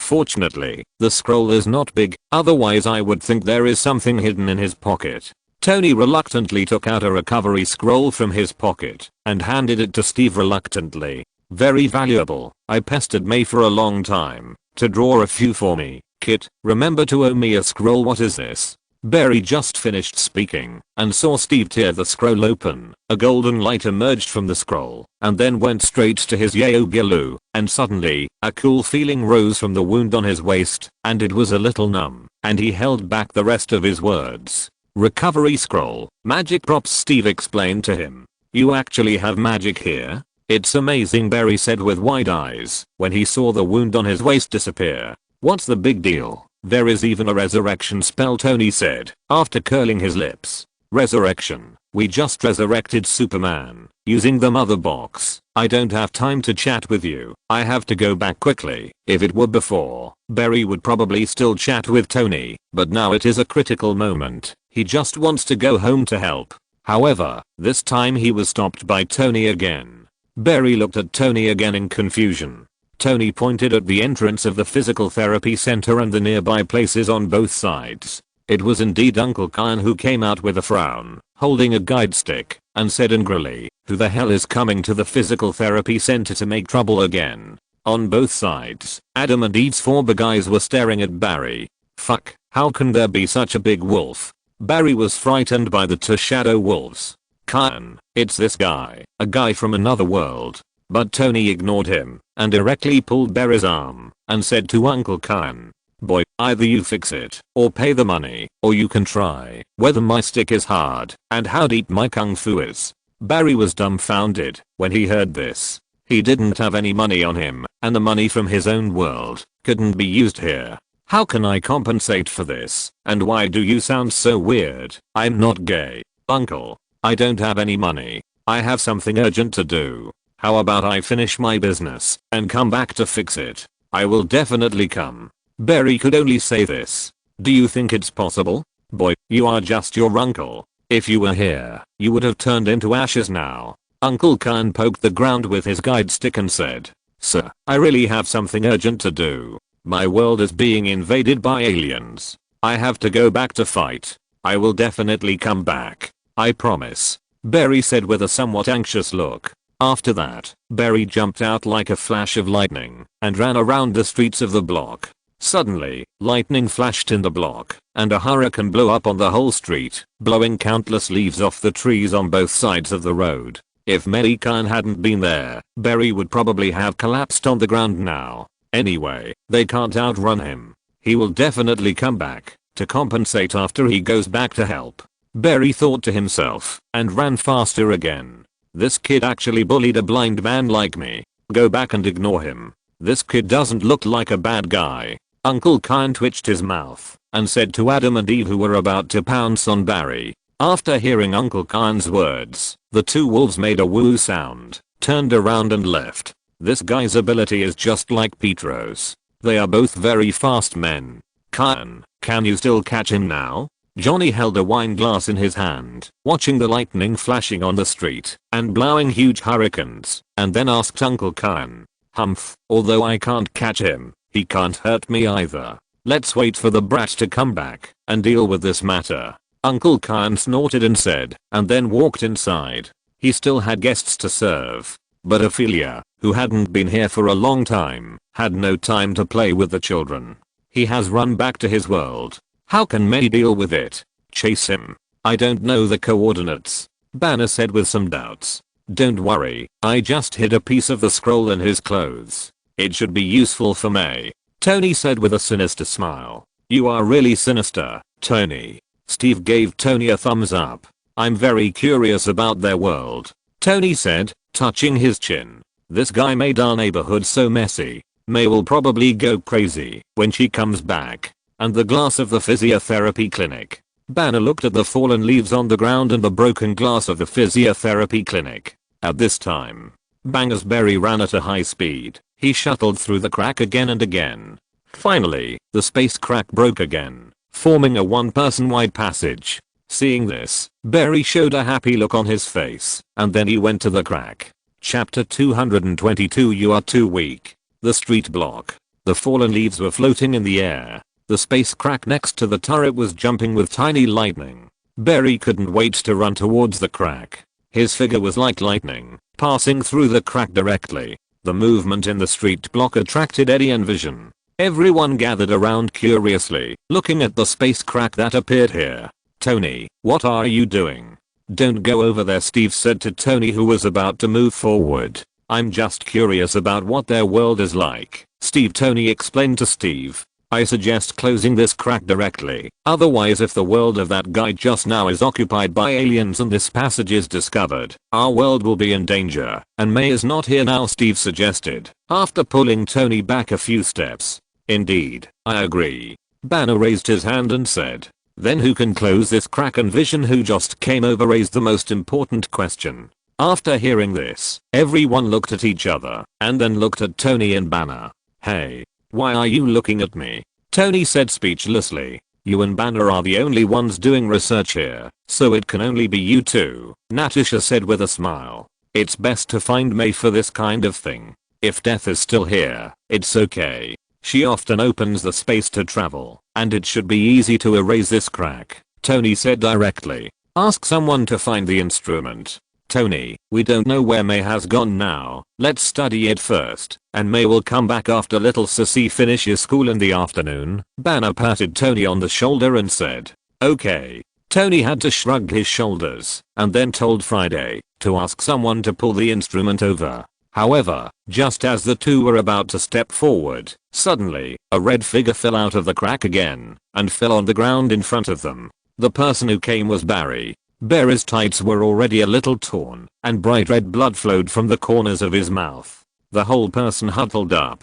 It seems that they have been attacked fiercely. Seeing this, everyone immediately became alert, and Tony summoned his nano armor. Steve immediately ran towards his tavern, and after a few seconds, he pulled out his sword and shield, while Banner, Johnny, and Eddie were ready to transform at any time. Vision directly pulled Wanda back, and stared at the space crack. Natasha, notify Nick and ask people to evacuate the residents. We may have a fierce battle, Steve said directly to Natasha. Hearing this, Natasha immediately took out the headset and began to practice Mech Fury. Then, Steve said again, Vision, go inform Pietro, he's fast. Tell him, his time to board the plane is up. Now is the battle time. Tell him to evacuate the students and staff of the school immediately. Wanda, go to the physical therapy center to inform Kyan that he may not be able to receive customers today, and tell him to contact Mei. Tony, where are Chick and Red Baby? We must find them. Chick is a powerful helper. Red Baby is probably not bad, although I haven't seen him take action.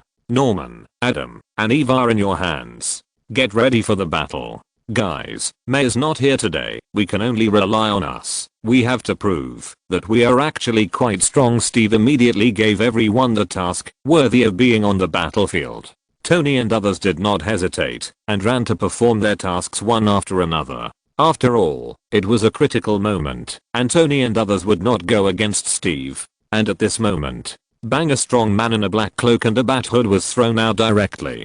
He also had blood flowing from the corner of his mouth, and was also in tatters. The strong man stood up tremblingly, wiped the corner of his mouth, then came to Barry's side, helped him up, and asked in a hoarse voice, Barry, are you okay? Bruce Wayne, Batman, sir, the Dark Knight of Gotham. I'm fine. I can run faster. Do you believe it, Mr. Bruce? Barry stood up, his eyes revealed stubbornness. I believe it. Bruce's low voice sounded. Then he looked at Steve and others around him warily. Where is this? Barry, who are they? Bruce asked Barry in a low voice. Don't worry, Mr. Bruce, they are all good people. This is another world. They just helped me heal the injury on my waist, but I just damaged their glass, and I have to compensate them for the glass when the matter is over. Barry turned his head and smiled at Steve and others, then said to Batman, but I feel that the way they look at us doesn't seem very friendly. Bruce was a little scared by Steve and others. Impossible, they were very kind to me just now. Barry was talking, and when he turned to look at Steve and others, he immediately noticed something was wrong. Bruce, are they under some kind of magic? They were not like this just now. Barry asked Batman with some doubts. Batman knew that they might know that he and others would bring danger to this world, so it was normal for them to be unfriendly, and Bruce was also very sorry. But now is not the time to talk about this. He now hopes to join forces with their authorities to eliminate the danger first, and then talk about other things. I hope their top leaders can realize the importance of this crisis. Bruce said secretly in his heart. That gentleman with the weapon, I hope to talk to your top leaders. It's better to be quick. Diana and others can't stop him for much time. Bruce ignored Barry's question and said directly to Steve, what do you want to talk about? You may have brought our world into a dangerous situation. Johnny took a step forward and said before Steve spoke, I hope to talk to your top leaders, hoping they can send out troops or force to support. Otherwise your world will be very dangerous. Although this gentleman is holding a sword and a shield, don't take out these decorations. They can't resist him. I hope it will be quick. Bruce's hoarse voice sounded, and then he said to Steve. Everyone was stunned when they heard this, especially Steve. It was the first time he heard someone say that his shield and sword were decorations. We will block here. He in your mouth will not step out of this block. Steve put the sword on his shoulder and said to Bruce, you are too weak to stop it. Bruce saw vision landing in the air before he finished speaking. There are superpowers in this world. Why didn't you tell me? Bruce wanted to die here now. He kept saying that they were too weak, and a strange looking man flew down directly. Isn't this a slap in my master's face? Can I still be a Dark Knight? I wanted to say it, but you didn't answer my question just now, so I didn't have time to say it. Harry said with a strange look on his face. I accidentally witnessed Batman's embarrassing situation. Will he plan to kill me when he returns, just like he killed Superman? Barry was a little panicked. Chapter 223 Superman Clark. On the block. Barry was pulling Bruce towards Steve and the others, ready to have a good talk with them. At this moment, another person fell out of the space crack. This time it was a woman, a long-legged woman, wearing a golden armor, holding a long sword in her right hand, and a shield in her left hand. Diana. Barry shouted unconsciously when he saw the woman fall. Bruce's pupils shrank slightly, and then he looked at the space crack. Now only Aquaman and Cyborg are supporting there. They should be dealt with by that guy soon. Don't be ruthless. Bruce thought so, and looked at Diana who was standing up and said, Diana, how are you? Can you continue? Of course there is no problem. He is controlled. He is too powerful. We may not be able to withstand it. We must find a way. Bruce. Diana said to Bruce and the others. Now without kryptonite, there is no way to deal with him. Bruce said with a gloomy face. We have to go back and help. Victor and Arthur can't hold on for much longer. We have to help Clark get rid of the control. Otherwise we have no chance of winning. You know, Darkseid is here. Diana held the sword tightly in her hand and then said to Barry and the others. I just want to know how Superman was controlled. I just left not long ago. Barry was a little confused. You know, Superman is so powerful. How could he be controlled? When they just resurrected him, they were beaten up very badly. If Superman's girlfriend Lois hadn't come, Bruce would probably have died. It was Lois. Darkseid killed Lois, and then Darkseid took advantage of Superman's inattention to control him with the anti-life equation. Diana explained to Barry. Fuck. Barry cursed. Don't talk so much, Barry. We have to go back to help Bruce. Diana said to Barry, and turned to look at Bruce Wayne. Bruce was walking towards Vision. He took off his hood, revealing his handsome face. He looked at Vision and said, my name is Bruce Wayne. Sir, I think you might be able to go with us. The guy on the other side is too powerful, and there is an alien overlord behind him with his army. If we don't stop him, your world will also be in danger. Although I'm sorry to bring your world into this crisis, it's not the time to say this now. Time is too urgent. I hope you can stand on the same front with us." Bruce looked straight at Vision with expectation in his eyes. However, what stunned him was that Vision did not answer his words, but turned his head directly to look at the sturdy man holding the decorations. "Captain, now is the time to say something." Before Steve could speak, Tony drove his armor down from the sky and landed beside everyone. On his shoulders, Chick and Red Baby were lying. In the physiotherapy center, Uncle Kyan was holding his guide stick in his hand and rushing towards this side step by step. After Tony landed, he threw a ball from his hand, and then a light curtain appeared, and Nick, the boiled egg, appeared in everyone's sight. "Let Nick talk to them first," Tony said to Steve and others. "Superheroes from another world, we want to know the detailed information of your enemies, otherwise I can't ask our soldiers to support you." Nick just appeared and said to Bruce immediately, "There is no time, sir. I can only tell you that one of our companions has been controlled by them. My companion is invulnerable and extremely powerful. Even with you, I don't know if I can deal with him." Although surprised by the appearance of Tony's armor, Bruce's face was still so low. "Captain, where is Mei? If he was here, we wouldn't have to do this." Nick frowned slightly on his black forehead, then turned to Steve and asked. However, he hadn't finished speaking. Bang, another person fell out of the space crack. The person who fell out was a man with long hair, holding a golden trident in his hand, and there were 2 burnt holes on his stomach, which were still emitting white smoke. Everyone also smelled the smell of burnt barbecue. It was clear at a glance that he was pierced by some energy. Arthur, Diana and Barry hurried to convince the newcomer, looking at him with some worry. "You're not going to die yet." Aquaman Arthur took a breath of cold air in pain and answered the two. "Your injury, don't worry about my injury." "Bruce, do you have any idea?" "He's coming." Arthur pointed at the space crack and shouted to Bruce not far away. In the space crack, a man wearing a black tights and a black cape fluttering behind him was floating out of the crack, holding a robot in his hand. It's not a robot, it's cyborg Victor Stone, a half-human half-mechanical guy transformed by the mother box. Victor was grabbed by the neck by Superman Clark. He kept struggling, trying to get rid of Superman's control. However, everything was in vain. He had no way to break free from Superman's control. Clark's eyes flashed red, and there was no expression on his face. He just looked at Bruce and others. "No time. Prepare for battle. Gentlemen." Bruce put on the hood again, and then turned to look at Superman Clark. Steve and others looked at each other, and then nodded slightly. Now it seems that this is the controlled companion Bruce mentioned. Steve and others want to wait for them to make a move, to see how powerful this companion they are afraid of is. Bang, Clark threw Victor to the ground, while Diana frowned beautifully, and then rushed towards Superman with a long sword in her hand. Bang, dodging Diana's long sword, Clark directly punched Diana and sent her flying, smashing her against the wall on the second floor of the physical therapy center, and directly knocked a big hole in the wall. "Oh my god. Fuck, this guy is so powerful."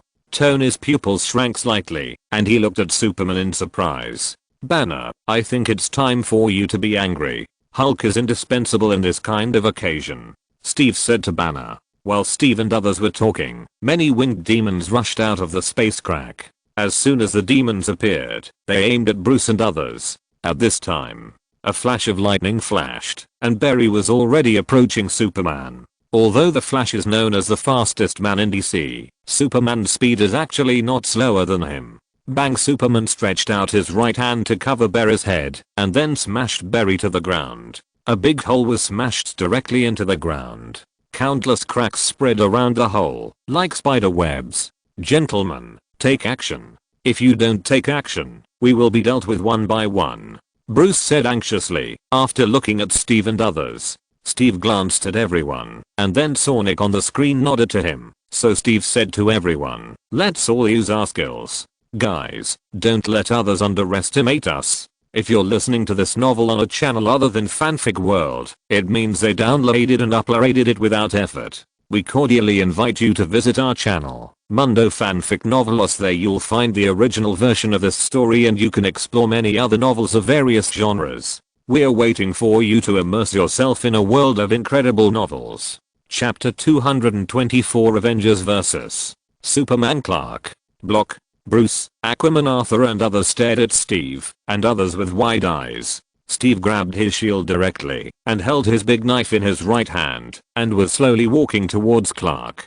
This was normal, and beside him, Banner took off his glasses, put them at the door of the tavern with some care, and then took off his coat, shook his head, and then clenched his fists, and the skin color of his body suddenly turned green. The body kept getting bigger, and the clothes were torn one by one, leaving only a pair of black pants on his body. Next to Banner, Johnny took a few steps forward, and then his head shook, with many arrogant expressions on his face. There were red flames on his body. In the blink of an eye, a flaming skull appeared in their sight. The skull was wearing a leather jacket, and was wrapped with chains. The dark pupils were staring at the flying demons in the sky. Behind Steve, Eddie jumped and shouted, "Venom, come on."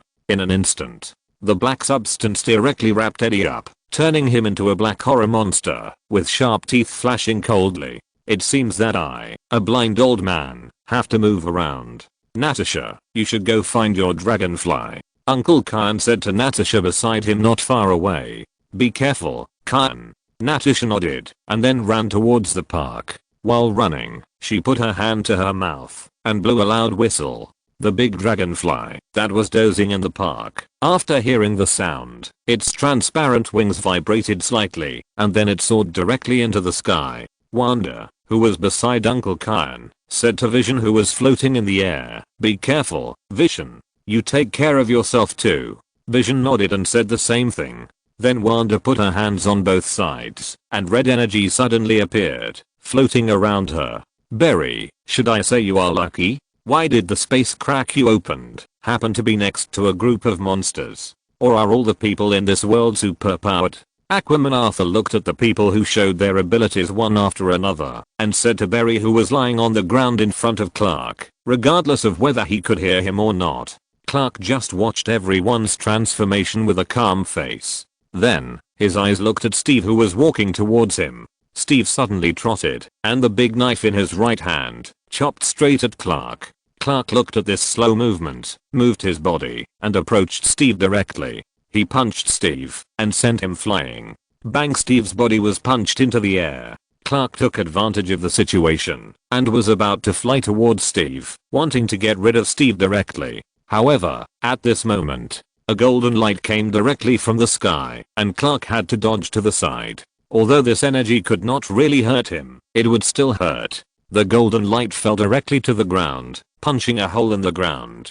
Indeed, Vision released a beam of energy in the air to rescue Steve. At the same time, Diana, who was blown to the second floor of the physical therapy center, jumped down from the second floor balcony, holding a long sword in both hands, and slashing at Clark who was dodging the energy. Clark's face did not change. He stretched out his right hand and grabbed one of Diana's wrists directly. Then Clark turned his body in the air and threw Diana directly to the distance. Bang! Diana was smashed directly in front of John's house not far away, and the old car parked there was dented, and all the car windows were broken. Fortunately, John went to find a friend, otherwise he would have to smash the wall again, take out his guns and fight Clark. Clark had just thrown Diana out, and a big green fist hit him. Clark reacted quickly, and punched out with the same punch, directly knocking Hulk back with one punch, causing Hulk to retreat several meters directly, leaving footprints on the ground, before stopping his retreating body. Raw Hulk clenched his fists and roared, and then his body continued to pounce on Clark. Bang, bang, bang! Hulk and Clark's fists blasted back and forth, and the muffled sound rang out in the street. When Clark and others began to fight, the demons that flew out of the space cracks were also swooping down from the air. Some demons holding guns in their hands also pointed the muzzles of their energy guns at Uncle Kyan and Bruce and others. On the ground, Uncle Kyan slightly turned his body to avoid an energy cannon, and then swept out with his guide stick in his hand. A shadow of the stick flashed, and a demon that was rushing towards Bruce's back was directly smashed into the distance and died. "Thank you, sir." A blind man was so fierce, which made Bruce, who had solved a demon, stunned for a moment. You're welcome. Uncle Khan's body flashed with golden light, and a golden bell that was visible to the naked eye, and transformed from energy covered him inside, blocking a beam of energy in front of him. This is Kung Fu, so cool. Bruce gave Uncle Khan a thumbs up and praised him. Boom, a red light flashed by his side, and a demon was knocked to the ground by the red energy, creating cracks. Focus on the battle, sir. Wanda controlled her power to remind Bruce. Thank you. A battle-hardened Dark Knight actually needed a girl to remind him, which made him feel embarrassed. A chain burning with flames swept through the air, and the demons were burned to ashes one by one. This made Johnny very satisfied, and he had a bit of menace style. Venom was constantly running on the ground, and the Black Claw shadow fell, and a demon was directly dismembered. On the block, countless energy rays were emitted, and the buildings of the block were directly pierced with thousands of holes. Even the flower shop did not escape. If Mei Gan saw it, he would probably go crazy. More and more demons flew out of the space cracks, making everyone exhausted. At this moment, blue light fell from the door of the block, directly splitting the demons into ashes. At the back door of the block, huge arrows flew from nowhere, nailing the demons to the ground. Adam and Eve had indeed activated the defense tower, but the turret was silent, because no one was operating it. Chicken, Red Dragon, have you contacted May? Tony shot a laser at Clark, who was throwing Hulk out, and then asked the two beasts on his shoulders anxiously. No, Big Brother has closed the space, and no one can find him, but as long as we hold on for about an hour, Big Brother will be back, and that will be the time for little Sissy to get out of school. Chick flapped his wings and shouted. In that case, why don't you transform and help, Chicken? Tony dodged the heat vision shot from Clark's eyes in a panic, and shouted loudly to Chick. And you, Red Baby, I know you must be very powerful too. Help quickly, or I will complain to May about you. Tony's body flew into the air, and then he said to Red Dragon again. Chapter 225 Fire Phoenix and Red Dragon. On the block. As soon as the lightning flashed by the demons exploded one by one. The lightning stopped directly beside Arthur, the Sea King, who was holding the trident and breathing. It was indeed Barry, the Flash, who had just recovered after being knocked to the ground by Superman. Oh my god. That green monster is so powerful that he can last so long with Superman. And what material is his pants made of? It hasn't rotted yet. It's really good quality. Barry said as he looked at the Hulk, who was being beaten by Clark. Don't say it, Barry, help me down quickly, my wound is starting to bleed, Arthur said with a painful expression, while touching his bleeding wound. Hearing this, Barry hurriedly supported Arthur, and then shouted to Tony, who was talking to Chicky and Red Baby. Mr. Iron Man, do you have any scrolls that can restore people's injuries? There is a wounded person here who is bleeding too much. Tony flew to the back after hearing this, and directly left the battlefield, and then landed beside the two. He said to the two men, boy, you have already used one of my recovery scrolls, and you still want more. But I, Iron Man, am generous, so I will give you another one. Remember, you owe me 2 recovery scrolls. Tony was really reluctant to give it up, but there was no other way. Now that one more person means more strength, he had to give it. After that, Tony took out a scroll from his armor and handed it to Barry, and then said, you know how to use it, right? Just tear it open and think about who you want to restore the wound, and it will be restored. Thanks, Mr. Iron Man. Barry took the scroll directly, thanked him, and then used it according to the method Tony said. Sure enough, a golden light flashed, and Arthur's wounds were healed in the blink of an eye. Oh my god. Is there such a magical thing? Your world is so good, you don't have to worry about getting hurt. Sir, I want to know how you sell this, and where I can buy it. I'll go to the sea to catch some fish and sell some to buy some to bring back. Arthur looked at his wounds that had been restored, staring at the scroll that had been torn in half by Barry with shining eyes, and looked up at Tony and asked, don't even think about it. This is made by the strongest here. I only got a few of them. This is a very valuable thing. You can't afford one, even if you fish for years. Tony said. Stop talking. We have to keep fighting. Chicken, Red Baby, get started. Tony continued to say to the two of them, and then said to the two beasts on his shoulders. Fuck, don't give people nicknames casually. I'm not called Chicken, and Barry is not called Red Baby. Arthur thought Tony was talking about the two of them, and Barry looked at Tony speechlessly. Although the Iron Man was generous, his mouth was really poisonous.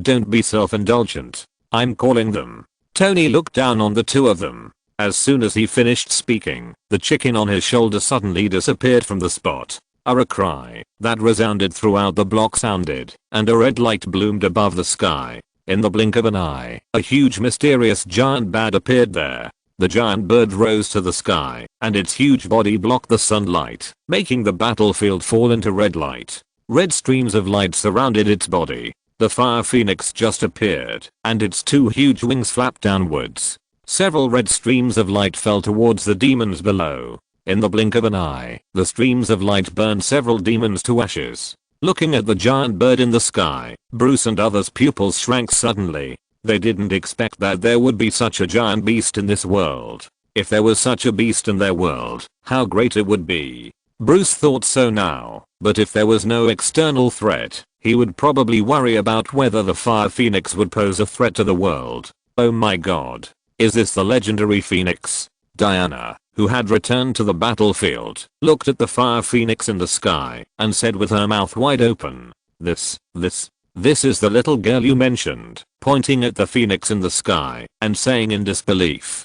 Fuck, this is the phoenix. Arthur was also a little bit unbelievable, but perhaps because he had seen many large creatures in the seabed, he was not as surprised as Barry. What a fuss. Red Baby, you are still dozing off. Look at the little chickens. Are you just a blood jar? Can only be used to draw blood from plums. Tony muttered in a low voice, and then shouted at the yawning red dragon on his shoulder. When the dozing red dragon heard about drawing blood, he shuddered, and then nervously glanced around, and didn't see plums coming out with a big basin, so he breathed a sigh of relief. Roar. Then he let out an unhappy low roar. Then he flapped his wings very unwillingly, and floated towards the sky, swaying as he flew, as if he was drunk. After rising to a certain height, the red dragon's body also glowed with red light. Roar. A terrifying roar resounded through the heavens and the earth, and a huge red dragon appeared in the sky. The dragon's wings spread out, directly covering the sky above the battlefield and blocking it.